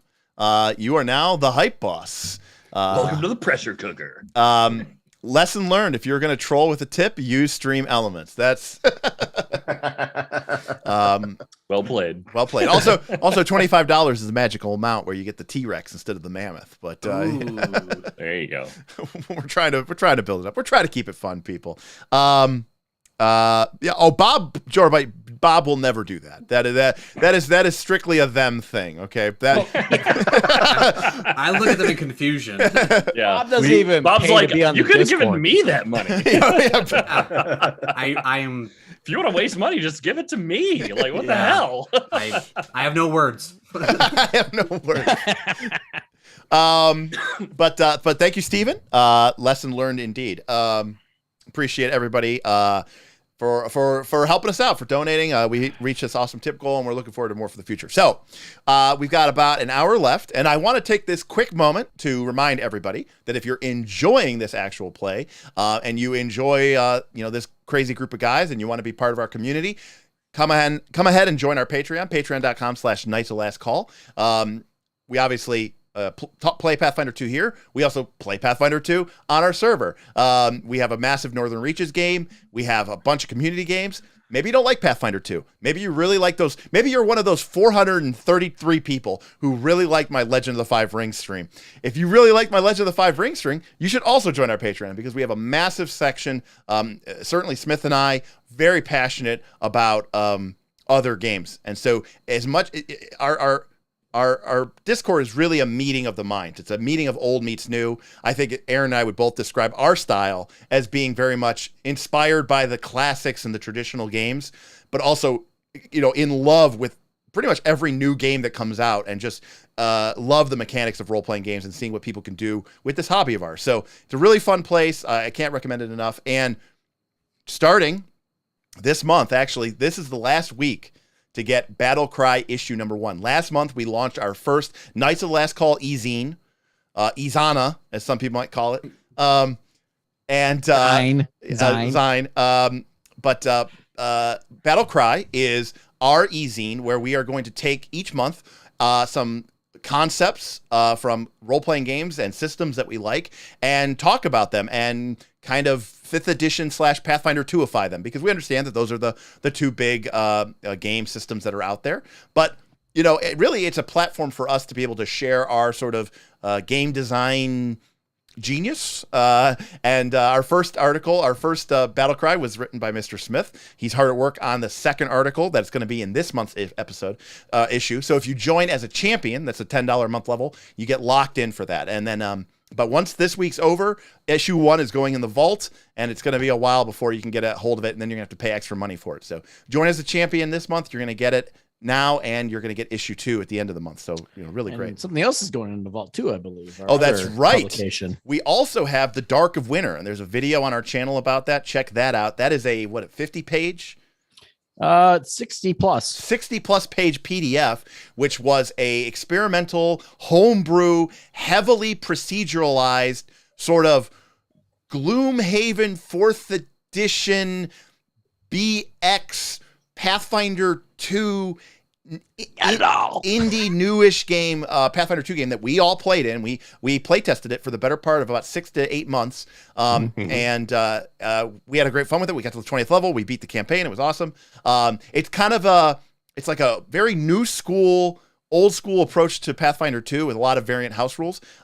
Aaron released that as well to our patrons, to our champion tier levels. That's going in the vault this week as well. So once those are in the vault, it's going to be a while before you're going to be able to get to them, and you're going to have to pay some extra money. So, but if you're a champion, you get both of those. Yeah, just being a champion. Yeah, champion gets all of that, and you get 3 characters in Northern Reaches, and you get all this other stuff. So, look, obviously, it's great if you enjoy the Patreon. I make a little bit extra money, but really, it's more like if you're the type of person who would join our Patreon, I want you to join our Patreon because I want to chat with you, and I want to hang out with you, and I want to talk games with you. So, anyways, check it out. Anthony's like, did they just say we won the game? You won RPG? Yes, Anthony. They won RPG. Yeah, Dark of Winter. You can win and you can lose. You can literally lose the campaign. So that's all I cared about, Anthony, was to win. That's all Bob cared about. Yeah, Anthony, I wrote this primarily for Bob, and I made sure it had a win condition and a lose condition. So Bob actually won the game. Yep. Jorabite says Jorabite. It was close. Jorabite dropped the $5 super chat. Said, I found you guys because I was looking for Pathfinder 2E actual play. Wanted to switch from 5E, and you guys delivered. Thank you. Well, I hope you appreciate it. Obviously, this is a group of guys we've played together for a long time. We play a little kind of crazy sometimes, but it's a very deep, crunchy, mechanical game, and we certainly enjoy getting the opportunity to play this, and we're really looking forward to playing other games as well. So you may have come for PF2, Jorabite, but be on the lookout for future games as well. We have a Pathfinder 2 Leshy special coming up next month, right, Bob? Oh yeah, on the GM. Is that officially scheduled yet? It's not officially scheduled, but it's coming up like probably next month, actually. Well, just make sure Derek and I need time to go to. I need to get a costume, Bob. In case you don't forget, Vin tipped several $100s to put me into a costume. We get together on Friday to play our Hack 5e version, and we'll get together and we'll pick a date, and then I'll get Vin involved, and we'll run it. I mean, I have the adventure, so we're good to go. Yeah, exactly. So we've got that special event going on, and honestly, that's also something that we really want to do more often of going forward, is finding cool opportunities to do little 1-shots or 2-shots or 3-shots with all of you. I understand that these long APs can be difficult to ingest and all that other stuff. So sometimes it's fun to just have like a little quick mini campaign that we can sort of get into, have fun with it, and then get out and switch to something different, which is Root. Eventually, Bob told me at the start of this before we went live that his schedule's opening up. So Bob and I are hopefully going to get my schedule opening up. I was super busy. Bob and I are hopefully going to get into the studio, do some more construction work, put some stuff together, and we'll be able to go live there. In person live. Sorry, Kaz, get wrecked. Get wrecked. That's fine. I got my troll on you for the day. Actually, to be fair, I mean, Derek would probably pay for you to fly out every session. Yeah, why not? That's a financial decision. That's a horrible business decision. That is way up out there. Hey guys, it's the monthly. Hey guys, it's the monthly Patreon Q&A, where of course I also talk about the financial health of the channel. So this month we had a record income. We had 25 new patrons. Guys, we're up almost to $3,000 a month. It's incredible. On the other hand, I spent $1,700 in flights.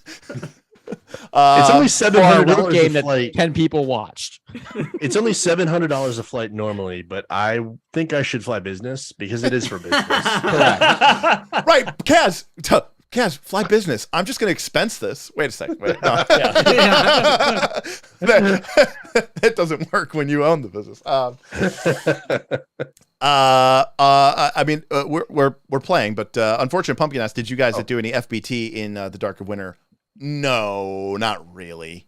I got a family.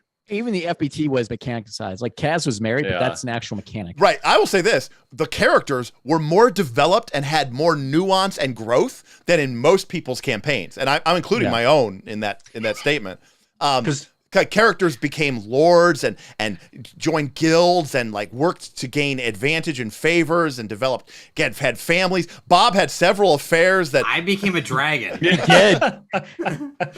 Bob had several affairs, almost got married, had to skirt out of it each time, obviously making diplomacy checks to try to avoid getting married. No, it was intimidating checks. Oh, no, you made intimidation checks. He made intimidation checks. That's why it was so worse. It was terrible. It was like my only good skill at the time. Bob, I would say don't ever change, but you never will, so it's good. Gabriel says, I became a dragon. I'm almost sold. What's the system? Well, Gabriel, this is the Dark of Winter. This is one of the things that we did in Dark of Winter is be inspired by Blades in the Dark, which has this idea of long-term projects. It's part of downtime system in Blades in the Dark. Aaron took that, put it into Pathfinder 2, and let the players use their time between adventures to create essentially systems, ideas, and concepts. And by spending time, money, resources, you could essentially create or change into anything you wanted to in the game. In Bob's case, he wanted to become a dragon, so we created a system where he would invest time and money and effort and a series of clocks that Bob filled out, and eventually, after a number of adventures and a lot of work and rituals and arcane, shenanigans, Bob became a dragon. So there you go. I built refrigerated flying cars. You built refrigerated flying cars. This happened. Yeah, this happened. Nice. So this was useful when you guys got into space. we did. That is true. Tim, you missed the end of that campaign. You missed. Yeah, I did. You missed space. Couple of left turns there, I guess. Got a little the velocity. It was sad when he died. He was like a really cool character. Who? Velocipaster? Yeah, Velocipaster. Well, he fell. Didn't he? He fell into that like lake. No, it was lake of lava, or it might have actually. Acid. I think it was lava. Was it acid? No, it might have been really hot acid. Yeah, it was some kind of. It was something, but it wasn't lava. But it was. He died. The old hot acid. And lastly, before we get into this, Steven said, Steven, making a realization that any sensible person, any of my friends have known for a very, very long time. Stephen Palmer says, I noticed a trend. You earn the most tips when people are trolling you. And yes. Yep. My whole life, Stephen, my whole life, people love to fucking tilt me. I don't know why it is. This is true. He's not right. When we played board games, there was a significant period of time where people would play to make sure Derek didn't win. Right. That was to win themselves. Right. Correct. Right. We would just sit down and be like, I'd be like, why are you making that move? That movie is so horrible for you. They're like, yeah, but it's really bad for you. And I go, right. But you'll never win. And they'll go, yeah, but then you won't either. I'm like, well, why would you do that? And like, this is a direct quote. They're like, because you just get so upset. That is it's like Data when he's fighting that the one tactics guy. Oh, the Zachnorian. Yeah. Yeah. Everyone knows this one, isn't it? Yeah. He gets frustrated. He's like, ah. Yeah, that's me. Listen. When we were children, this man made me cry and run away. I used to like slink down under my table and just be like, wave a white flag and be like, I give up. You guys take whatever you want. Listen, you don't. Now, to be fair, when I broke him down into tears, I would sit with him. I didn't just leave him there, right? Because that would have been cruel. Because I love the guy. Listen. But I also have trolled him since we were like 11 years old. It's a long way to the top. Okay, if those of you in the Discord, you know Smith. Imagine that's your best friend for 25 plus years. Derek's clearly paying off some karma from a past life here. So that's right. Aaron was my sugar daddy in college, so it worked out. Checks out. it totally checks Mine out. too, and I didn't even go to college. I mean, All right, so getting back. By the way, remember at the end of the session, probably about with 5 or 10 minutes to go, I'm going to put a poll up for MVP. And remember, whoever gets voted MVP by you, the audience, gets a bonus hero point at the start of next session. So they'll get to start with 2 hero points. Do we even need a vote? Clearly, it's the unconscious cleric. I mean, come on. Joren.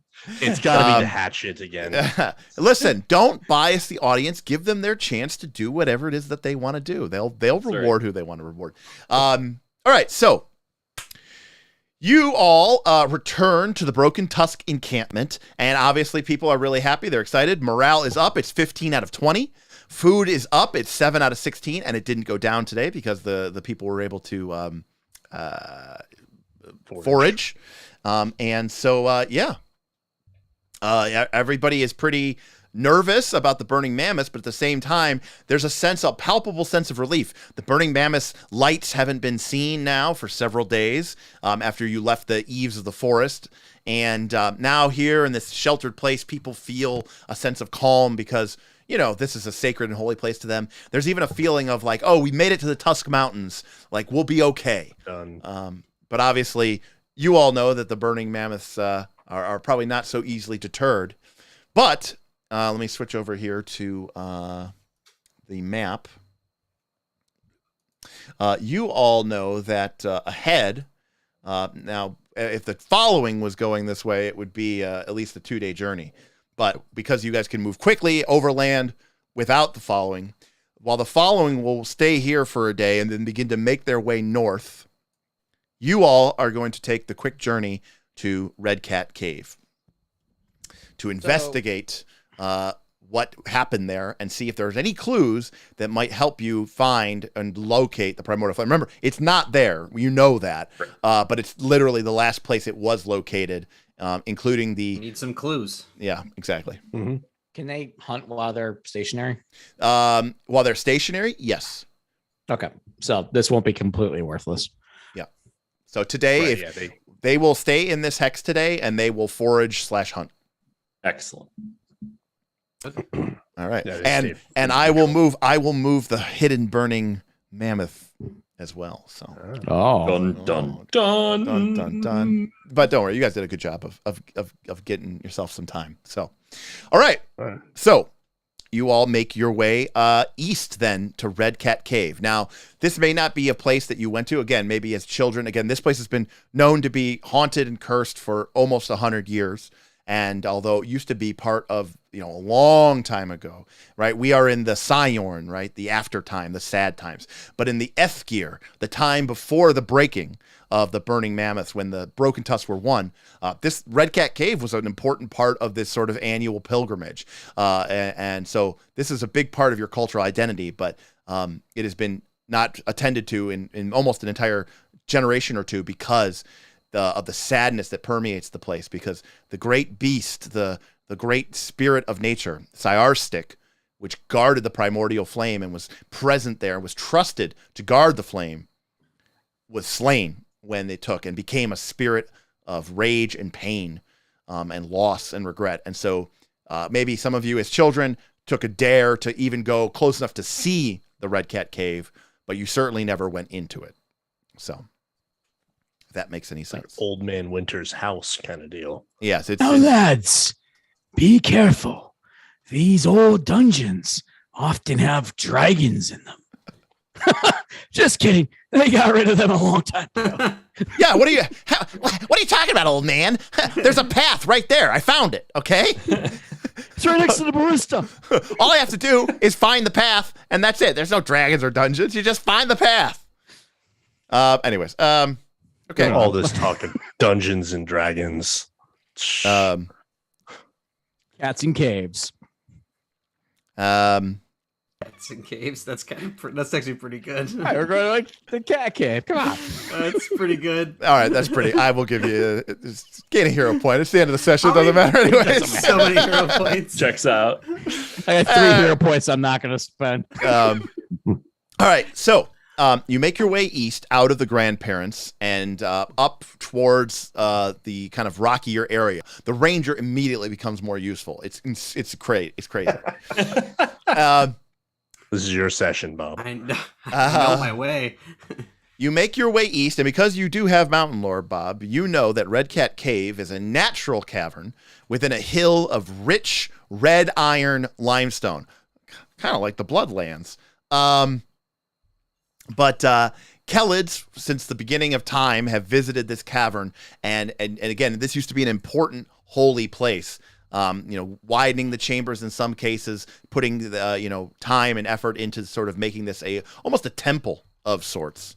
And as you get closer to it, eventually you see on the side of the rich red colored hillside the opening to a large cave, which has two upthrusts of rock on either side of it, which frame a narrow cave opening with a sort of protruding ledge that falls down. So the two tusks shooting up remind very much of the great saber-toothed beasts that prowl the realm of the Mammoth Lords. So there's like these two spired pinnacles of rock on the left and right side of this gaping opening. And even above it, there's sort of a indication of like a snout. It's pretty rough, but that is obviously where the great stone cat earned the name the Red Cat Cave. And so lingering above is this massive entrance. And let me switch this over here. Oh. All right. I'm blind. You do not own any tokens on this cave. Yep. Whenever you don't have tokens, you don't get... we don't get there's no picture of the front of the Red Cat Cave? You know what? No, they didn't give us one. Oh, that seems kind of lame. All right. Oh. There we go. Whoa. All right. Zooming on in. Yeah. All right. So before you can see the massive two pinnacles of rock, the spires, which kind of streak upward. And then there's like an area where you're still kind of outside, but there's a big ledge overhanging it. So the ground beneath the rocky overhang is sheltered and dry. And there is a narrow cave opening puncturing the overhang's wall in the rear of this sort of area. So think of this as like the front porch of the cave, right? Just outside of which is an old stone fire ring. On the stony walls besides the fire ring, you see the faded outlines of ancient Kellid cave drawings, etched millennia ago, hundreds of years ago, by your ancestors. There is one near the stone fire of a saber-toothed tiger, looking extremely vicious and ferocious. Well, lads, let's go pay our respects. Indeed. This is going to be a sacred spot for us, right? So, all right, move over to the stone circle. Yeah, go ahead. Yeah, over here. Yeah, you guys go ahead and move your tokens to where you're moving in. Yeah. So as you guys move in, is it this big or is it like campfire size? It's campfire size. Normally this would be half as big. So right, no, so I never know right how big something's supposed to be. Right, exactly. But as you move in, Joren, you, who apparently are a better tracker than the ranger, you do spy a series of large web-toed tracks moving into and out of the cave. Web-toed tracks. Web-toed cave. I know what those are, but I don't remember because I've been drinking heavily tonight. That's true. Gotta stay in character. Yeah. However, RPG. I got it. You can't hear it, but they can. Oh, okay. As you make your way across towards the fire ring, you start to probably Joren actually feels it first, and he thinks it's just because he's drunk. But he starts to see one of the cave paintings seems to move and ripple across the surface, as if the cave drawing itself was still two-dimensional, but suddenly kind of like almost like a piece of cloth flippering or rippling across the surface of the stone that it is daubed and etched upon. But you feel a terrible anger and rage, a malevolence that suddenly swells up. And as you approach within close to the fire ring and to the cave wall, suddenly the cave painting itself seems to roar to life and leaps off of the wall, still two-dimensional, clawing out and leaping into and amongst you. I think I remember this thing from your all spells ranked. Sister's teeth. What is this? Let me see here. Do we have? I don't know if it has this information. Yeah. Okay. Great. Here we go. All right, Aaron. As you approach, as a reaction, the haunt deals 22 slashing damage to you. Wait, just straight up, no attack. Whoa. Make a DC 18 basic will save. Oh man, I was about to say. Paizo playing for keeps. I know. It was like you just take damage. Got tired of my shit. Yeah. Rocks All right, fall. You die. So, Aaron, you take half damage. And because you pass the save, you're not frightened at all. So as the haunt sort of emerges, filled with rage, and again, it's like a spectral tiger, but it's like literally two-dimensional. It's literally sort of like an animated, ghostly drawing or cave painting. So I am going to give everybody initiative. Okay. And roll then perception, I guess. I accept your initiative. you could roll perception, but you could also roll, I would allow religion or nature as well. And I will roll for the pouncing tiger haunt, which got an 18. Pouncing. All right, Thron got a 13. Pouncing. Brek is not quick to react to combat. Everyone's freaking scared. All right. Like the wall just attacked us. That's right. Rolls. All right. Thron, I think you can click your perception check on your roll to make it an initiative. There's a button usually, I think, to make it an initiative. Well, if you look at the encounter tracker, you could just hit the button right there if you're using perception. Oh, my fault. Yeah, I was going to say, I didn't actually get a initiative check from Thron. I always pop out the encounter tracker just because then you can have it out and look at the die rolls. Ah, there he is. There I he have is. fixed my issue. All right. So yeah, the cave haunting kind of leaps forward, slashes into Joren, and then leaps forward and leaps towards another person. It's going to leap towards Droga. Ah! Droga. You take 19 slashing damage. Make a DC 18 basic will save.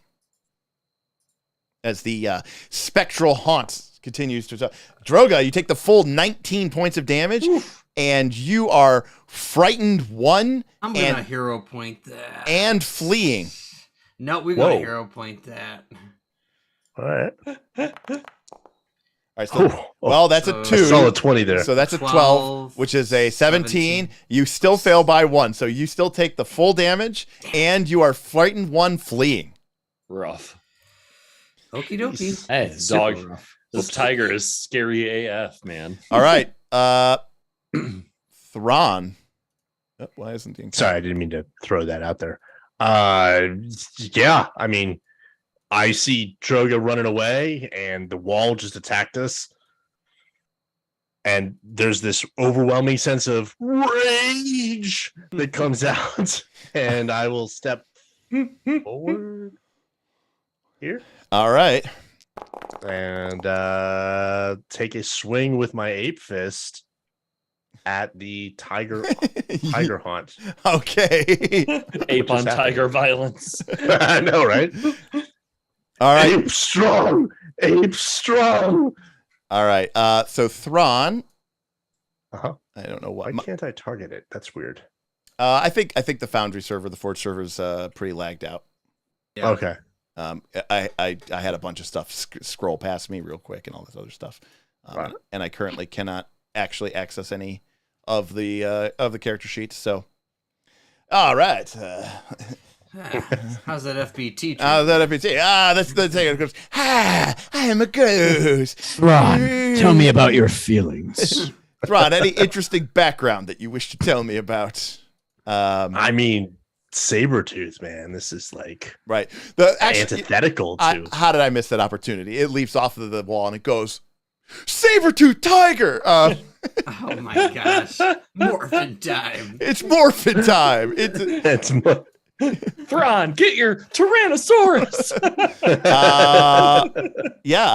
I don't know what happened to. I refreshed and mine's all good now. You're all good. Okay. Yeah. I see his attack roll as a 21. Go. Ditto. I also am effective. All right. I will try to reload. So effective. All right. Hey, you know what? I think we're back. Okay. Hooray. All right, cool. All right, sorry. All right, so Thron, you attack the spectral painting. You got a 21, which is a hit. Its AC is 18. However, it has hardness 8. So whoa. Well, not the only one. All right. I guess it is a stone wall painting. So I deal no damage. No damage. That's interesting. That's never happened to Thron before. I don't. You sure you don't feel any rage building? I don't hear a point is damage. Yeah, I just hit a wall and I'm like, listen, I'm willing to play this game. Kaz, you want to take one of those points of rage to re-roll your damage? Yes. All right. This is gonna be so easy. For any Warhammer 40k fans out there, World Eaters would definitely be where I land. So a hatchet, a Yeti, and an alcoholic walk into a bar. Wait. All right. Do I just reroll the damage? Sorry, just reroll the damage? Yep. All right, Cass, you did 1 point of damage. I did. That was worth it. That was the worth it. descent into rage feels good. All right. It takes 1 point of damage. All right, Thron, any other actions? That was a rage move and attack. So that is my turn. Brek. What unholy hell is this? I'm gonna walk. Can I get around it so I can flank? I think I can. Yeah. What is it? It's a space. Yeah, there we go. I move like that. Yep. And then we are going to double slice. Yes. All right. So the Brek moves quickly to surround the spectral cave painting. Which is a haunt. See if we can get the bone battle axe to find more purchase than the ape fists. Got it. All right. Well, that's a hit. All right. And then the bone hatchet is also coming in from the double slice. Yep. Great. Don't worry about it targeted, but it's because it's not a creature. It's a thing. So, like, for example, that would be a crit, but because it is a haunt, it is immune to critical hit. So, gotcha. It's also hatchet though. All right. Always so the hatchet. The hatchet would have crit. Wait, no, something strange happens. Tim, the hatchet does crits. Oh! You're not sure. Okay. So it takes 2 points of damage from the bone battle axe. But then as the bone hatchet hits, it seems to flare with a strange spectral light. And even though it does take off 8 points of damage, so it only takes 6, nonetheless, the bone hatchet seems to have a life unto itself, a spectral and spiritual energy that cannot possibly be explained by any sort of natural means. All right, Joren, it is your turn. All right, so Joren can't help himself. This creature's attacking. He tries to move. Can he line it up so that he can't see it because it's 2-dimensional? Yeah. That's so weird. All right. He then steps over to the wall and looks at the drawing of the cat on the wall. Yep. Placing his hand upon the drawing on the wall, he begins to intone a ritual of peace from Sister Cinder. Nice. Great. That seems to be a little more effective. Sister Cinder, reduce the DC. Go ahead and make it, Smith. DC 16, religion check. All right. 9. We're gonna spend one of my 30 Jack. hero points on that. Right. You go. Spend Seems one of like a good time. Seems like a good time. wait, you actually succeed because a nat 1 is an 11, Yes. and you add 5, which is a 16. You drunkenly Amazing. slur out the right blessing. Hey, come on, man. I'm Catholic. All we do is drink wine. Sure. Okay. While the fighters and the barbarian beat it to death, a single religion check is enough to quell the spirit. Yeah. And while you Oh, that makes more sense. now, Aaron, you notice that Joren notices that you calm the spirit down. You do not eradicate it. And like on a haunt, while the spectral energy once again resettles onto the surface, that rage, that fountain of hate that seems to be pouring from deep within this cave, and you could sense it more than anyone else here. You know that the tormented spirit of the guardian that once dwelled here is infusing these cave paintings throughout this dungeon with this form of unnatural spiritual energy. And we'll stay away from the walls. Well, number one, We got to deal with the rage in the inside. Normal one being a haunt, these will return after a period of time. Number two, he knows, you all know from your ancestors and from your language that this cave has been a stopover place, a pilgrimage spot to actually give thanks to these powerful spirits of nature. And so this whole cave is covered in these wall paintings and these sort of shamanistic, ritualistic markings.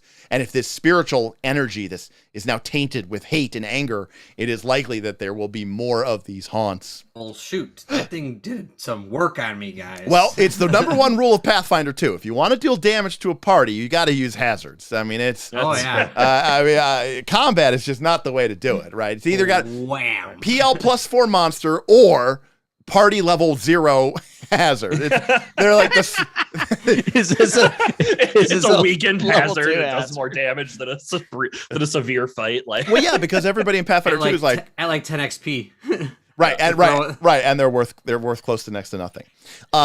So as Joren intones several prayers to Sister Cinder, the sort of patron deity of these Kellid people, the spirit settles into the stonework and becomes quiescent once again, but that rage and that anger still bubbles overhead. And as you all sort of stand here on the precipice of this ancient place, a place from your legends, a place from your myths that you've heard about for so many years, for those of you who grew up in this tribe, I mean, this is like one of the most hallowed spots for your people, but also one of the greatest, basically kind of like haunted, scary places, right? But now, too, with the burden of knowledge that this is also, in a sense, the source of your following's greatest shame and failure, because this is where they took the Primordial Flame and then it was defeated. It was killed by someone or something. But within, you hope lies answers. But you also know that you'll have to be on your best guard, because should you require more time to go through this cave, you'll either have to give up on the hope of fulfilling Grandfather Iowa's request, but each day that you might have to rest to recover is another day that the burning mammoth grows closer to the Broken Tusks. So, the edge here before they go into the cave proper and into the actual Redcat cave is where we are going to end tonight's session. So, that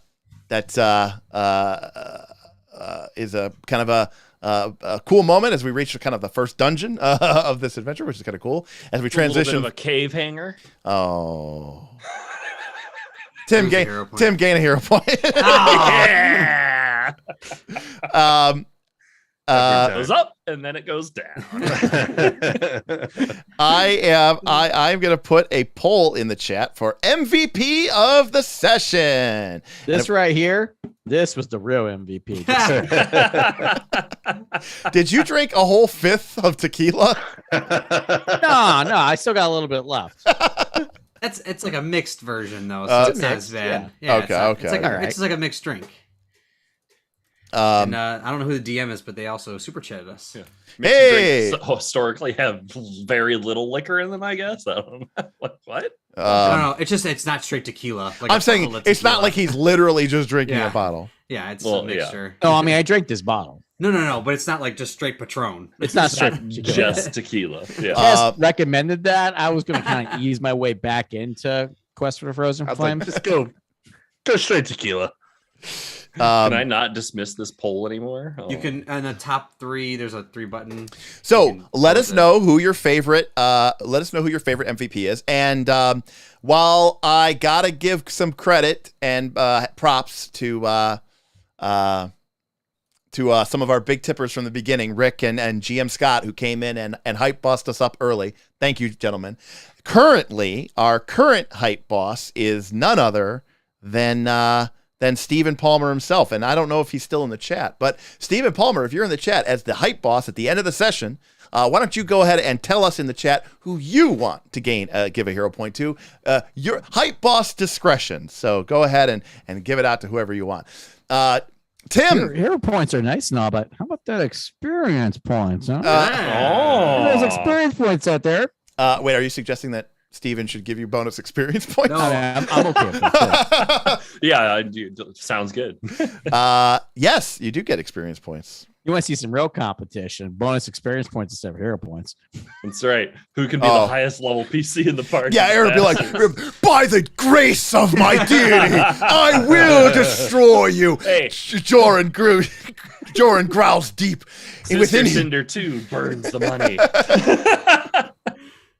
Everybody starts getting real. Everybody gets Shakespearean. Everybody gets real Shakespearean here. We expense theater classes. Yeah, Derek's like, I love it. We're spending more money. All right, so you guys defeated the Prendergast and the Haunt. 220 XP. All right, 830. 30. Yes, indeedy do. All right. Stephen Palmer is still here. Great, Stephen. He says bonus hero points. Droga will need it if his bad luck ever returns. Give it to Bob. And Bob, with 12 votes, we still have a few minutes to go. Bob is currently leading the poll for MVP of the set. I mean, with double bow crit on the mage first round after she fireballs / drops your cleric in the first round to follow it up with a double bow strike for 30 damage on a 45 hit point mage.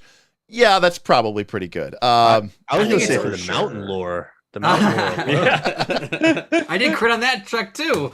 This has been my best rolling session by far. Oh yeah, you've rolled abysmally horrible. So yeah, this has been an average rolling session for me. So lots of 3s and 4s. Lots of 3s and 4s. Normal, yeah, pretty normal. Can't play the game till I stock up on hero points. Right. That's. Listen, people, we got to come up with a system. You guys got to be able to funnel hero points to Smith. So that way, Joren can actually make average checks because he's like, cool. After I roll a fail, I'll roll a hero point, and with the 2 that I roll again, that's like rolling a 12. Which is, I mean, real talk. When we first played PF2, no one in the group, including Derek, thought fighters were broken because I was playing the fighter. So I never crit, and I would hit about 50% of the time, which Derek was like, yeah, that seems balanced. Right. I was like, oh yeah, there's nothing special about these. But yes, you did play a fighter. You were a dwarf fighter in the first thing. I agree with Jim Scott. That's why Bob crit, because he had so many. The whole time he was just ready to aim to kill that wizard the whole time. Because Bob got up there and he was like, I missed that first shot. And he's like, I shoot her. He's like, I shoot her. I missed the initiative shot. That's like where someone like does something and misses, and then you're really embarrassed. You just fire 2 shots off real quick, and you're like, yeah, I was a distraction. They were distracted. All right. Well, with 50% votes, Bob, you win. You win the MVP of the session. Well done, Bob. Well done, Bob. So well done, Bob. Extra hero points. Well next deserved. session? Yeah, you'll start off with 3 hero points next session. I might be doing very some work. Nice. Yeah. So Bob's gonna have to carry the party. But remember, people, if someone gets a lot of hero points from last time, that could spiral out of control because now you're gonna be more effective because you're gonna have more hero points. But right. That was we shall see. It's a life spiral. Yeah, it's a life spiral. Yay! All I have to say is that it's a good thing that Smith was here to recognize that this was one, a haunt, and two, the religion check to deal with it. Don't get me wrong. I knew it was a haunt. I do like when Derek was like, so you hit the haunt ineffectively because it's a haunt. And then everybody's like, can I flank it? I'm like, we played Abomination Vaults. We know what haunts are. I'd punch it harder. Again, I know what Derek, haunt can I is. spend my permanent rage points to do an extra point of damage? One. Yeah, that Kaz, you got to be careful with that. You're going to get into trouble real quick. And by the way, I will always offer you the most insane things. Like you'll miss an herbalism check to find a nice bouquet of flowers, and I'll be like, Kaz, for a rage point, you could. This is how Derek's going to get back at me, because he knows inherently I cannot stop myself. Right? No one can. Kaz. Kaz. No one can. No one can. But I would have Friday spent game, an extra rage point every turn if I had your ability right now. So I don't. Well done. Well, in our Friday game, Bob came back with like some amount of money, and Derek's like, "Merchant appears." He says, "If you give me all your money," Bob's like, "Yeah, I do it." And Derek, I didn't even tell you what you're getting yet. This happened two weekends ago on Friday, or 2 Fridays ago. This is actually true. They came back from their first. This is our Friday D&D game. Bob came back with. They came back from their first foray into the Caves of Chaos. They had a nice chunk of change, and I told Bob, I go, Bob, an elven merchant appears next to you and says, "Oh, you've done very well for yourself. Rumor has spread that your pouches are laden with gold. I might have something." Bob's like, "I buy it." I didn't even tell him. I did not tell him. I think you told me the name, and I was like, "Yeah," and you're like, "It's." I think we had 1,500 gold. You're like, "It's 1,400 gold," and I'm like, "Sold." And you're like, "You don't even know what it does." I'm like, "Oh yeah, I probably should figure that out." It's too late. I should have gone full old school on his ass and be like, "Bob, there's a 35% chance it's just made of pewter. It's just that would have 25% chance it's cursed." Yeah. So. Thank you, everybody, for hanging out with us tonight. Remember, if you are a champion or a hero and you're hanging out with us here, we're going to keep this Zoom call live, and then we're going to send you the link so you can hop on and bullshit with us and ask questions or whatever. We can go 5-10 minutes. We can go 30 minutes. It all depends on what's going on. So if you want to hop on with us real quick and just shoot the shit, crack a beer of your own, go ahead and do that. But for the rest of you, we will see you in 2 weeks on the 27th, by which time Derek will then be 40 years old, because my birthday is the 24th, and it's my 40th birthday. I'll wish him happy birthday. He's very sad about that. Oh, very sad. I was very sad when I turned 30. Somehow it's worse when I'm turning 40. But hey, on the plus side, maybe people will show up for your birthday this time. No, there will be no birthday. No, Tim. Okay, story time. Real quick, GM Scott's got a bail. Take care, GM Scott. Thank you for the tip. Yeah, real quick. Penning up to my 30th birthday, I was very, very sad about it. And my girlfriend at the time was like, "Oh, you should, I should have a party." And I was like, "No, I don't want to have a party." So then she starts throwing me a surprise party without my knowledge. And all of my real friends are like, "I don't think you should do this. This is a horrible idea. He said he doesn't want to have a party." And she's like, "You don't know him. I know him. He wants to have a surprise party." And I was like, and I didn't know any of this. Okay. Well, then all of my friends, being the real OGs that they are, basically tell her I can't make it. But not because they were actually being my friends, because I just couldn't make it. And so I didn't know anything about all this. And then she got really angry and ended up being mad at my friends for many, many years for this, to have to come for this, especially when my one friends. So cut to it's like a couple weeks later, and I'm just feeling like, you know what? It's not a big deal. I'm 30th birthday. I should just have a birthday with some of my closest friends. I should just have a party, and I'll send out some invites to just a couple close personal friends, and we'll do this. And so I send out a couple invites, and everybody starts turning me down.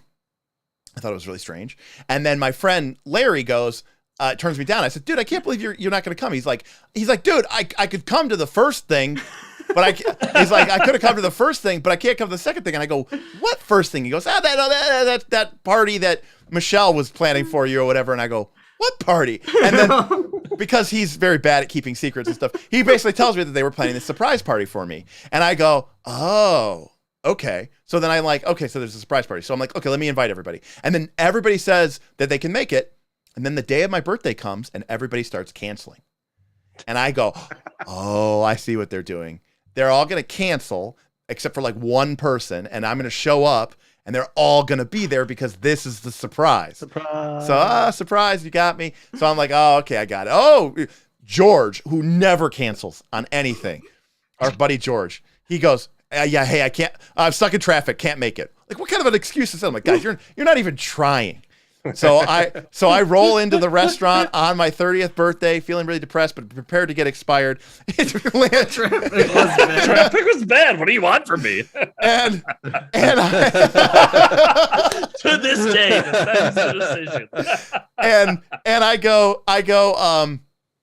come in, I'm looking around and looking for like a big, huge group of people so that, and I go to the hostess and I say, hi. And she's like, hi, can I help you? I'm like, yeah, I'm here. Derek. And she goes, oh, your party's already arrived. And I said, you know that. And I turn the corner and yeah, it's two people. It's just two people. Everybody else legitimately canceled. It was just me, I think, and Matt Holloway and I think Steve Roll. I think that's all the only people who made it to my 30th birthday. Literally everybody else canceled. And I got double denied because double canceled. Yeah, double canceled. I got double canceled. And I was like, oh, that's great. And then like 2 days later, I had to have massive shoulder surgery. Oh, jeez. So it was starting the 30s off strong, okay?